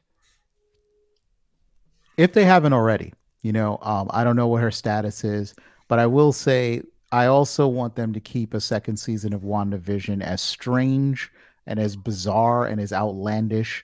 Let's look at the threats from outside of reality. That's the level that Wanda and Vision should be, functioning on. Yes, most definitely. Agreed. And now going back to Falcon and the Winter Soldier, going to you, Lord Deathman. What are your thoughts on Captain America 4 at this point? I was really excited to hear that they had announced and committed to a Captain America 4. I'm there for it. I definitely want to see a 4th Captain America movie. Just because I miss the character, really, no matter who's wearing the costume, I think he's an integral part of the MCU, and he should have some kind of ongoing representation in the media. So I was glad to hear it. But it's weird in that I'm trying to wrap my mind around where do we take Sam Wilson next? He's gone through this struggle in terms of acceptance, of really understanding and believing that he's worthy of the mantle. What's the threat that we're going to put the new Captain America facing? And there's a number of ways that you could go. Domestic threats, international. There's a whole theater of political thrillers that you could involve Captain America in as a character. So while I am very excited knowing that there's a movie coming, I hope we haven't tapped all of the drama out of Sam Wilson's journey, if that makes sense. I hope that we can bring back Journey in such a way, but without bring back the drama, but without retreading some of the stuff around his hesitancy about the shield. He should be a confident actor. He should be ready to be Captain America, and the threat should be equal to that level of confidence that we're seeing. What do you think, Cyber? What are your thoughts? What are your thoughts with Captain America 4? Just like Lord Deathman, I'm very excited for a fourth Captain America, no matter who's wearing the mantle. I was ecstatic that that Sam is getting his own first solo film. That Anthony Mackie is getting that chance to keep on bringing that great character to life. And I'm hoping that this Captain America will kind of give retribution to what the Falcon and Winter Soldier kind of lacked a little bit in. Like I said, overall the show was great, but I feel it definitely lacked because of just its everything that happened to the show. But I am ecstatic for him to get to portray this character, actually show us his version of Captain America, give us something that's different than what Steve Rogers' Captain America is, and also just to see Captain America again and kind of be the new leader of the next whatever ensemble they decide to do. And, I seen recently that Feige has said that Endgame was the last Avengers film for a while. So I don't know if they're planning on doing that. Was like they're not doing the Avengers anymore. They're going to go on with the other type of Avengers that they've come across, like the West Coast Avengers or the Young Avengers and so forth. But I mean, Captain America, Sam, Wilson could be such a great asset to whatever team they decide to go on with and give us just a really great new Captain America. Yeah. And I feel like, I don't know, what do you think, Lord Deathman? What would it be like if they brought back the Russo brothers to do Captain America 4? I would totally be there for that. What I just want them to do is just take on some totally new ground and territory with the character. We've seen Captain America sort of go against Hydra and the sort of secret sort of section of SHIELD, or infiltrators, basically, that whole trope in science fiction where there are people in your organization that you can't trust. They're going to do that again with Secret Invasion, but instead of Hydra, it's going to be Skrulls, aliens from another planet. So I really want to see Captain America take on a threat that's out front and not necessarily something where he's kind of fighting a sort of shadow organization. I mean, honestly, what we have to do is take a look at the rogues gallery. We've got Serpent Society, which could be another type of Hydra type situation. I mean, the power broker sort of finally identifying his or herself. Who is this individual? Maybe that's your villain for Captain America. And that identifying the villain kind of identifies how the drama and the action is going to play out. But I do hope they ramp up the action. I want to see some incredible stunts, hand-to-hand combat type stuff. I really want to see them, push the envelope there and make it a worthy Captain America sequel. And what do you think, Cyber? What was the question this time? Basically, what if the Russo brothers came back, hypothetically, and did Captain America 4? Oh, I'd be hands down for it. I mean, they did such a freaking amazing job with Winter Soldier. They can take a pile of crap and they'll take it and turn it into gold, I feel. They are such an amazing directing duo. I mean, what they did with Winter Soldier and with Civil War, Endgame, Infinity War was just purely so well done. and their action style is so good, and what they do with their action sequences are just so on point. That I am very hands down if they decide to be able to be the directors for this film. I know they were having a little bit of a falling out when the whole Black Widow thing happened with Scarlett Johansson, them, doing the streaming thing with it. But hopefully they'll be back to do more movies, because I think they're a fantastic directing duo, and they have made such great films for the MCU. So I would be hands down so happy to see that. Yeah, I mean, at the very least, they have to be brought back as producers. That's a given for a Captain America movie at this point.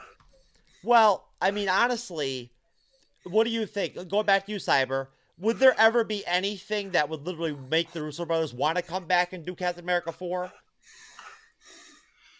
That's a good question. I mean, I think that if it's the right script and it is, they have, pretty much full control of what they do with the film, I think they'll come back in a heartbeat.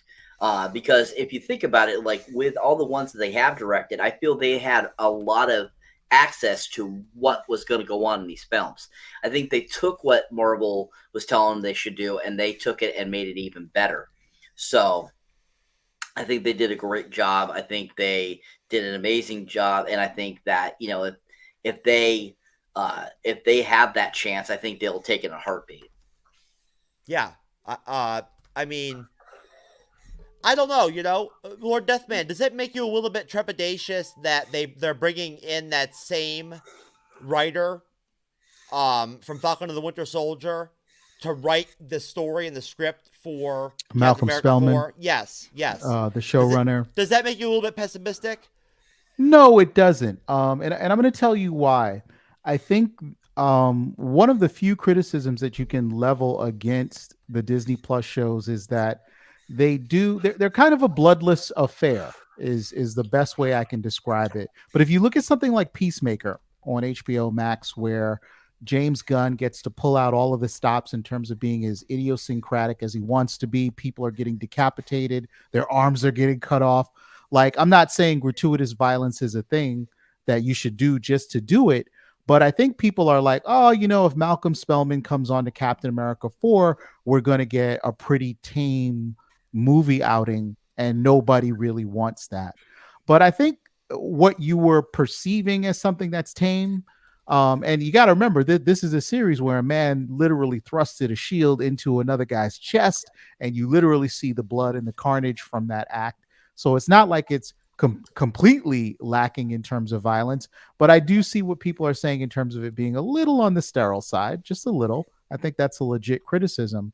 But if you were to take Malcolm Spellman and then move him into the movie medium, I think that would free him up to do some things that you might not want to do on Disney Plus because it's a little more family friendly. So I'm not worried about Malcolm Spellman at all. I think he'd be a good choice. I don't know that he directed any of those episodes, but as a writer and showrunner, I think he was fairly well organized, thinking on his feet when they had to do quick rewrites and, move things around based on COVID. So I think he's proven himself. I'm not sure if he can kind of handle the action in the way we need that to happen in a Captain America, for a credible Captain America film. But I'd be willing to give him a chance as long as the Russo brothers could kind of be there to shepherd it.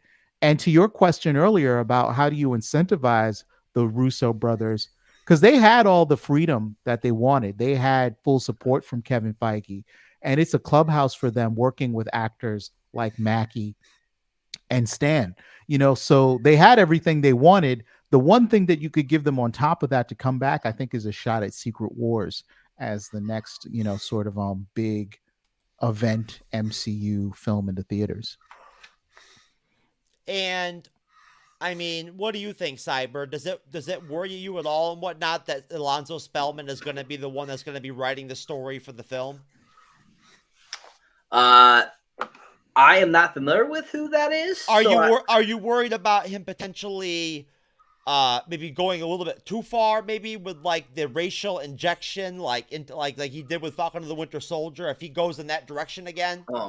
I mean, I hopefully they've got that out of their system and will give us pure entertainment with the Captain America film.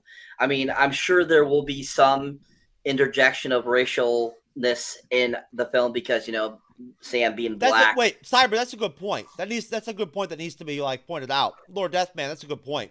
It's over. They flushed all that shit out in the Falcon and the Winter Soldier series. There's no need to do it again. Well, I don't think they're going to do it again with regards to Sam Wilson, but I do think that they might look at a world that's still, a racially tense place, but it won't be in the context of Sam Wilson's struggle anymore. And not just because they would want to avoid doing it. I think they would not do it again because they already did it, right? So, like you're saying, Jeff, kind of been there, done that. Let's look at new creative ground, which would trump, I think, any political statements any writer might want to make. Cyber, finish what you were going to say. Just to finish it off, I was just to say, I think it's not needed. And if they do, I mean, that's their prerogative. They're going to do that, and there's nothing we can do about it. And, I'm not going to let that take away from me enjoying the film. And it is what it is, and you move on and enjoy the film. Yeah, I mean, unfortunately, all of life has become politics, and because these movies that we love as geeks and comic book fans have gotten so popular, and they're reaching so many people all over the world, you can't stop the politicization of these types of films because they're a delivery system for ideas, and when sort of mishandled or abused, someone could say, oh, you know what, this is my chance. I may not care about superheroes, but I do feel pretty passionate about this race issue. I'm going to turn this whole movie into that, so maybe I can teach some stupid people some things. Whatever your trip you might be on in terms of your superiority over consumers or mass culture. But I think what we need to get away from is the idea that you're trying to lead someone to a particular, set of ideas or thinking about something. You might want to depict things in the real world as they actually are and let people make their own decisions about it. And I'm not even against an artist even saying how they feel about it in the work, but the expectation that I should somehow follow you or blindly ingest all of your ideas if I don't agree with them, then that's when you're turning art into something that's like propaganda. Okay. So tell me what you think about this, Cyber, and then you, Lord Deathman. Okay, so if Spellman, wrote the Falcon and the Winter Soldier series, right? And what we got from the Falcon and the Winter Soldier series is any kind of indication of what kind of action and action scenes and fighting and combat, special effects and whatnot we're gonna see, like in Captain America 4 or whatever. I mean, do you think it's possible that we should be a little bit concerned based off what we got in the Falcon and the Winter Soldier in terms of being able to put together a standard, typical Captain America film with the action, with the suspense, with the espionage, with the all the different aspects that are injected into these Captain America films typically. What do you think, Cyber? I mean, honestly, just like Lord Deathman says, there are always going to be that political ties in, and no matter what it is, that's just how the forum is these days. And so I feel like in any sense, if they do bring it in, they'll bring it in very subtly, I feel. And I think it'll be minute here and there, but it definitely will be interjected in there in some form of way. Not necessarily very blatantly, but it definitely will be very subtle and very just pinpointed into a certain scene or into a certain just something being said of some sort. So I mean, I think it's not a concern, but at the same time, I feel like there's really nothing you can do about it. It's going to happen no matter what, and just like I said, move on, enjoy the content, and just do your best, and that's just how it is. Do you feel like the people who are going to be making this film are going to care and want to pay attention to what happened in the other Captain America films and try to draw elements from those films into Captain America 4, and that's going to be important to them, Cyber? I think so. I mean, I think that Sam, as a character, because of his influence from Captain America, I'm sure that he'll have a lot of isms of what Steve Rogers was and how he did things. I mean, I already mentioned this earlier. Sam thinks just like Rogers does. So, yes. That's the reason why he's chosen to be, Captain America. I feel like that's why Steve chose him, because he saw himself in Sam. So I feel that those components that we've gotten from the previous Captain America films, we definitely will see it in this Captain America 4, because Sam has those abilities. He thinks that same similar way, and it'll still be the same. Okay, Lord Deathman? Yeah, I mean, getting to your original question is, really, could you look at Spellman as someone who's going to really be able to deliver on that deeper level of political intrigue? Is he going to be able to deliver on superb action choreography? I would have to say the jury's out on that, but I think Marvel has always been good at shepherding their directors, giving them the assistance they need to craft credible action sequences. And of course, you get, I think, people like the Russo brothers who come along who thrive. They're already talented in that kind of area, and then they're just getting even more support from a studio that happens to know that space really well. So whether you could, quote unquote, trust Spellman to deliver on that really remains to be seen.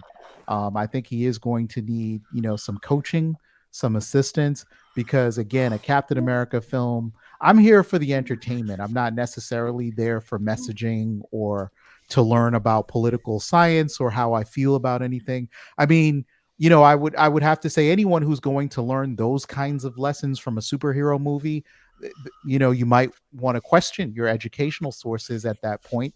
There's a whole real world where you can get that kind of information and make decisions on your own about that. You don't necessarily have to get it from popular media. But putting that point aside, I would definitely be there for a adrenaline-filled thrill ride of a Captain America film that, as you said, does look back at the full legacy of the character, including some nods to Steve Rogers. He shouldn't dominate the whole conversation of the film, but we have to acknowledge that he was Captain America. Cyber. Okay, so with Captain America, especially with Captain America 2 and 3, there were so many ensemble secondary characters that were so good that completed the films, that made them so much better. Just like Sam, as Falcon did in Winter Soldier, and Black Widow. They were huge in that movie. Of course, then we got Civil War, right? Which was kind of one of those things where it was a massive crossover collaboration kind of movie and whatnot. But my point is basically, what is Sam's secondary character group going to be? Do you think does he have a team or a set of a universe of characters that is going to fit into this movie, Captain America 4, and work at the same level and be of quality, just like in the other Captain America films?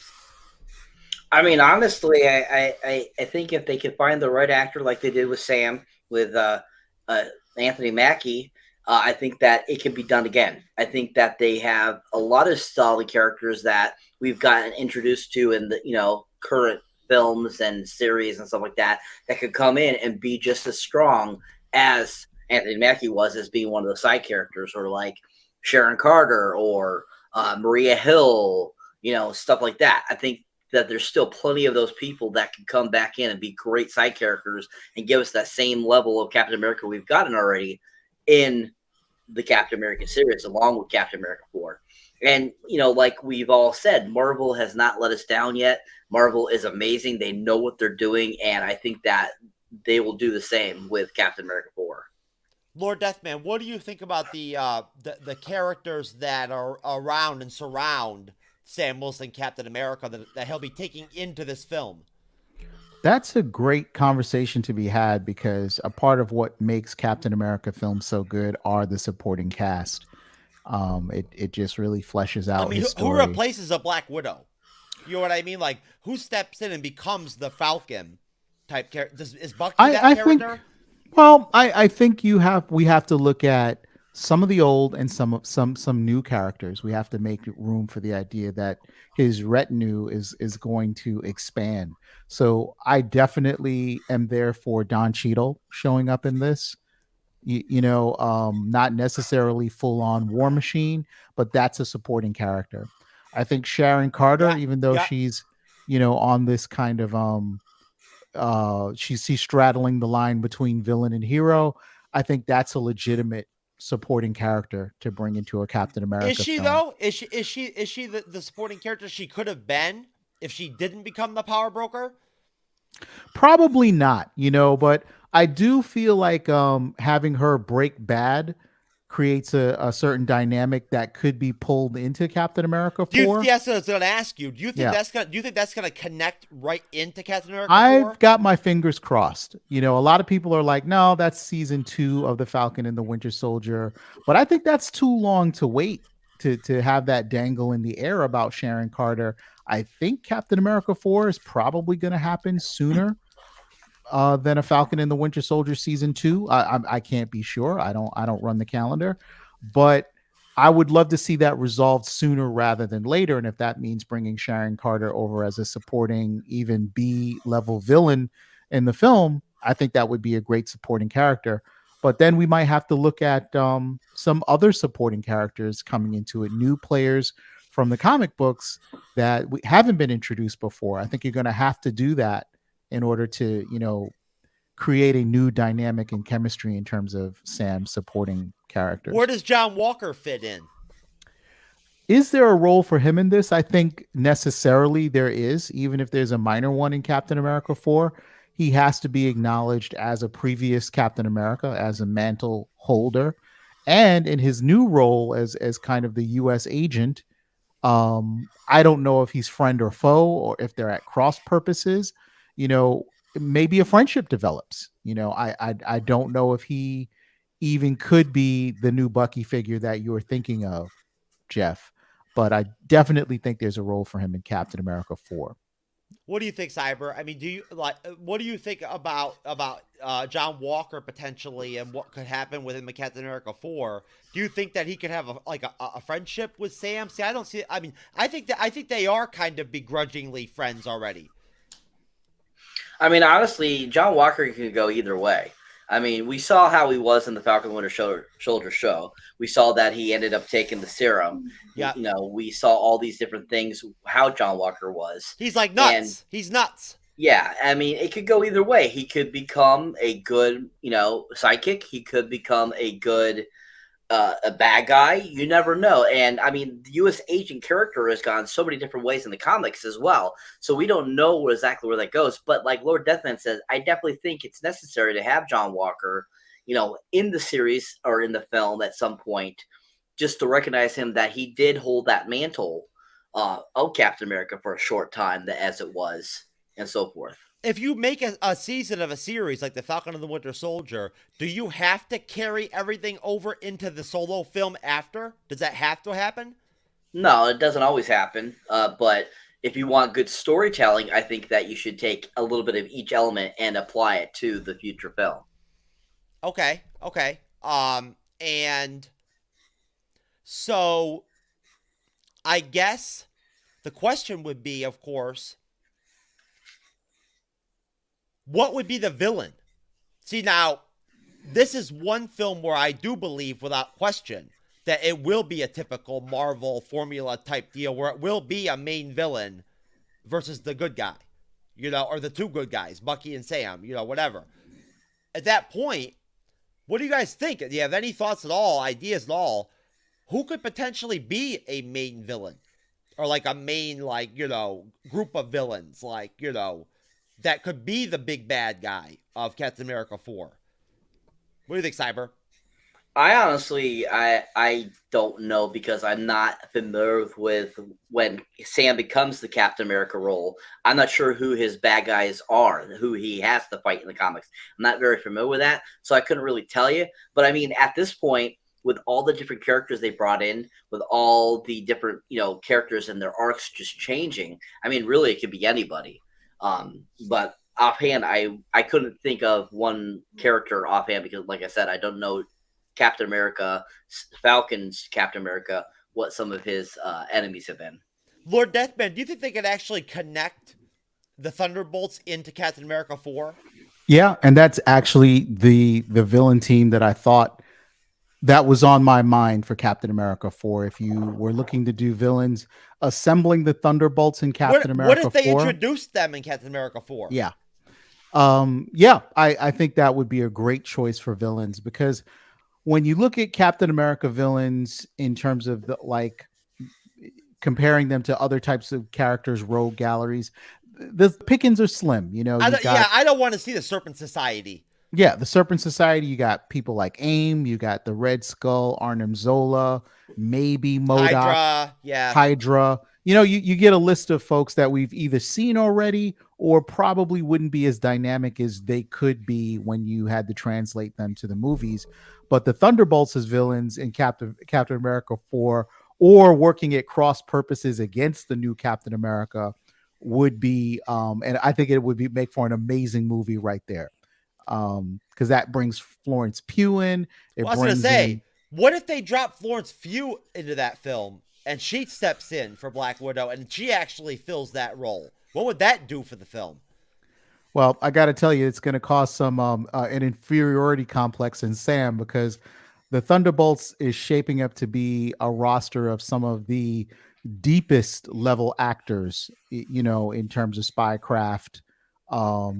These are A-level operators. How do you think? I don't know if Sam is going to be able to keep up with that. How do you think Yelena and Belova would get along with, and what kind of relationship she'd have with Sam versus like Black Widow with Steve? I don't know that they would have a relationship. Again, I think, having a Black Captain America, we're going to go back to the beginning of the series with the idea that Captain America is probably going to be a figurehead as a Black man. It's like, look, we've got representation at the highest level of government symbology. Let's sell some war bonds, Sam, or something like that. He may end up being a public face for government to say, hey, we're doing our part. And it would be the Thunderbolts that you turn to get that, that dark level juice in terms of, look, we got something going on here at the border of Russia and Ukraine.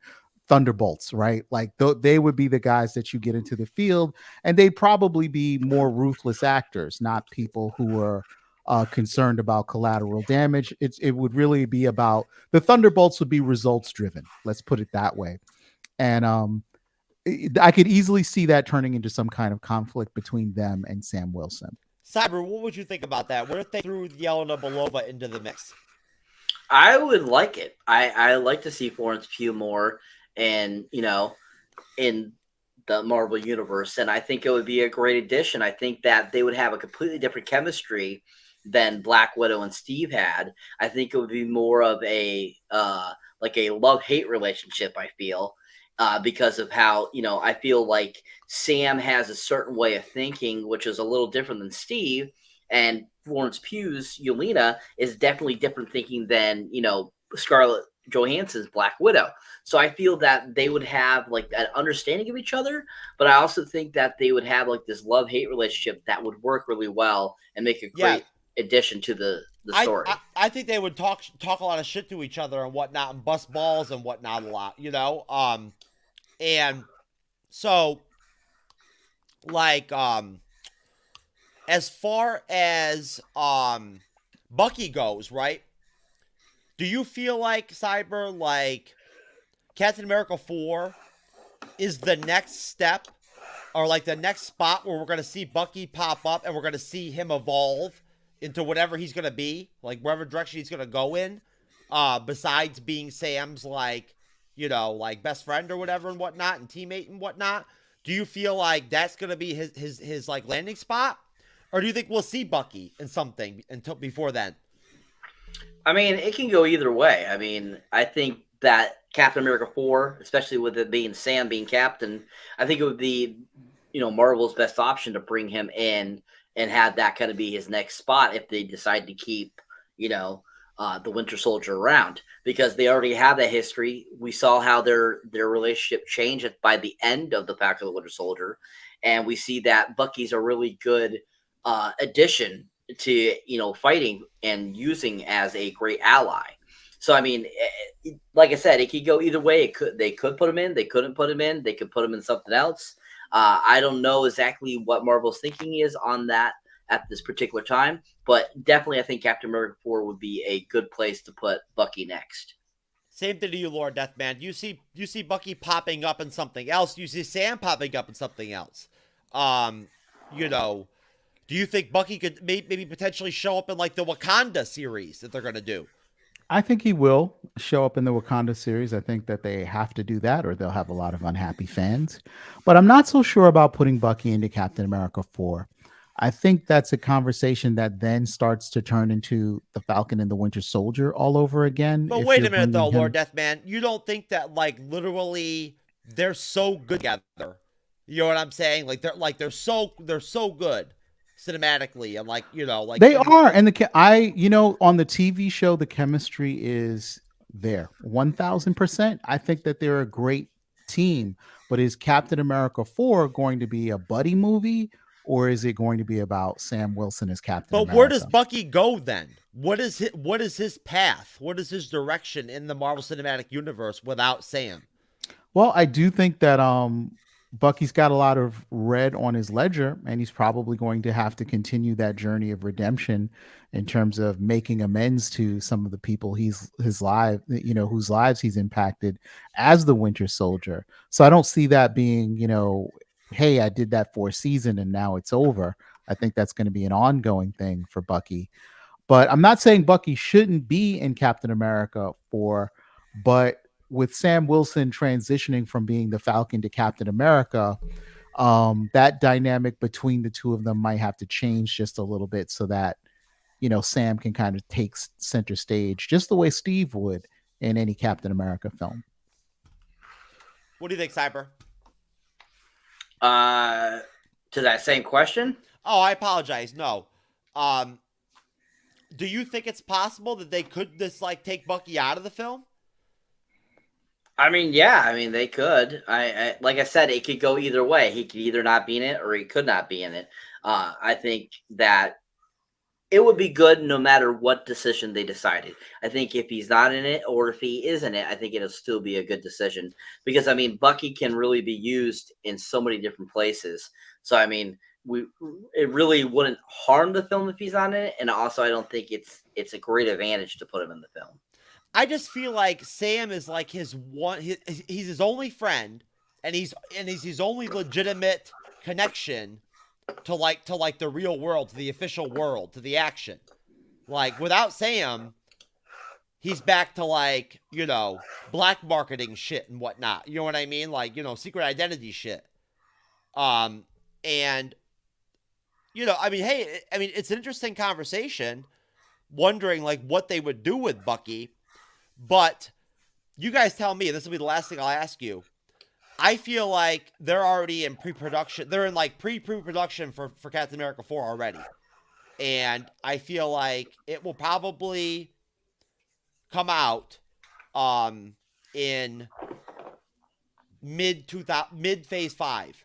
Like towards the end of the beginning of phase 5, mid phase 5. So basically I'd say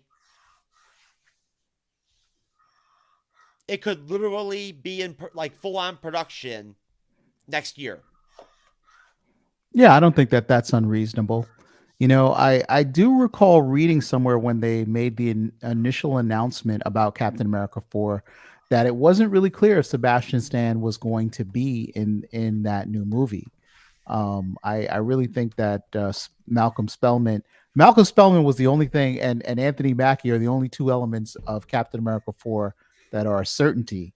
And I think they You're want right. to let Mackie carry that. You're right, Lord Deathman. Bucky has already said, he's actually said publicly, we've talked about this before, Cyber, that he has no contract with Marvel at this point. Right. He doesn't. So he's kind of in neutral. Yep. You know, and again, you know, it makes you wonder, honestly, it's hard to look this far, but throwing COVID out, how successful and impactful do you think a Sam Wilson Captain America 4 film could be box office wise, Cyber? I think it can be as big as any of these MCU films. Yeah. Massive if they really did it right. You know, if they really were able to ramp up the action from Captain America 3. Oh, what if they blew it out of the water with like a trailer that was just like amazing? Yeah. Bring me the music, bring me the great action, bring me great actors with great performances, and I think you could easily be in the $1 billion club with a Captain America 4. Oh yeah. And then you throw in like maybe like 2 or 3 really solid like secondary additions that are kind of surprising in a way into the film too, to kind of invigorate it. Yeah.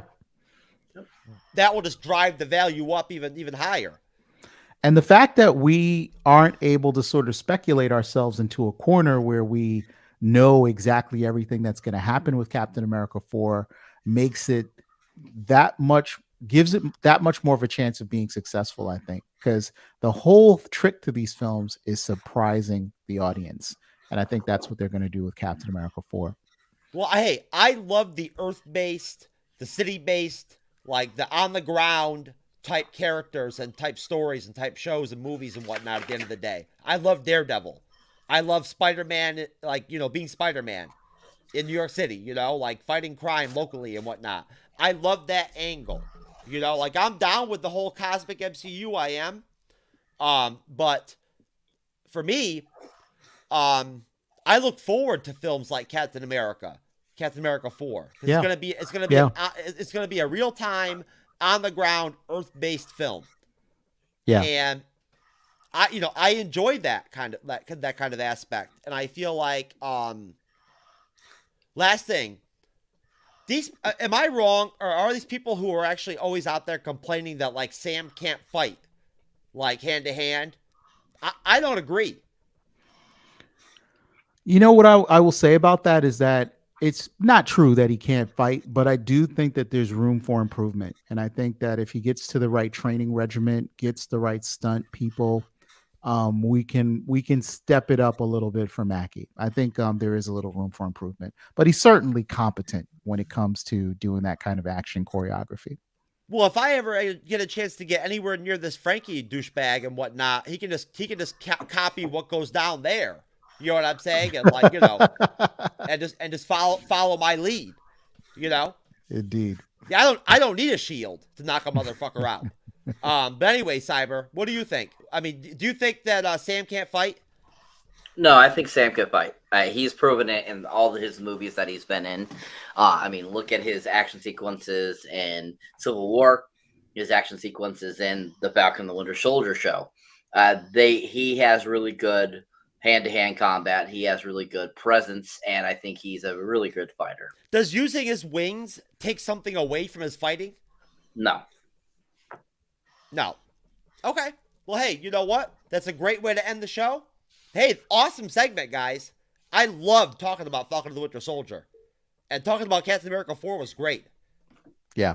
That was a good conversation, guys. Yeah, that was a great discussion. We really flushed a lot of really cool shit out there. Seriously. There was a lot of stuff there that I haven't even thought about until just now.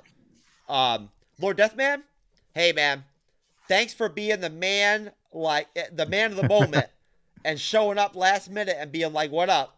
and having our back. I was just walking in the door, man. But thanks for inviting me. Yeah, I'm going to take this opportunity as always to shout out the champions. Check us out. Check out the YouTube channel. I'd be deeply remiss if I didn't give props to my brothers over there at hell yeah. Oh, hell yeah. freeforms.net. Most definitely. And good night to you, Jeff B. Thanks for being in the comment section, brother. We love you, man. I'll see you probably on the Friday show. And yeah, hell yeah, Lord Deathman. We got mad love for the Podcast of Champions, sakar.freeforums.net. I had a great time doing some shows with Grandmaster and Renee over the weekend and whatnot. And honestly, you know, we have a very special relationship with the Podcast of Champions. We're very, very blessed and very lucky to have so many like really quality, high level guests that come out of that whole operation over there that come to us, you know, like, and, you know, we're lucky at that point. And, you know, and I love going on the show over there. I do. I enjoy myself. But, you know, Cyber, thank you very much, as always, for being my co-host and tolerating and dealing with my stalker situation and whatnot and everything. I'm sorry about that. I don't know. Hopefully it'll go away at some point. I don't know.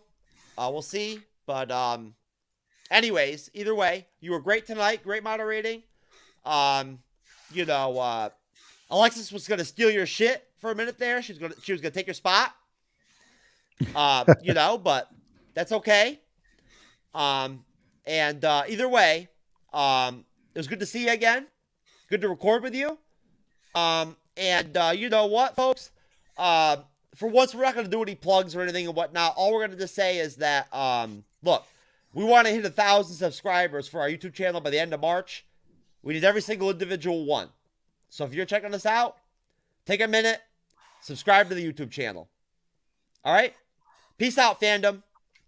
We'll see you soon. Take care, everybody. Peace. If I can get my shit.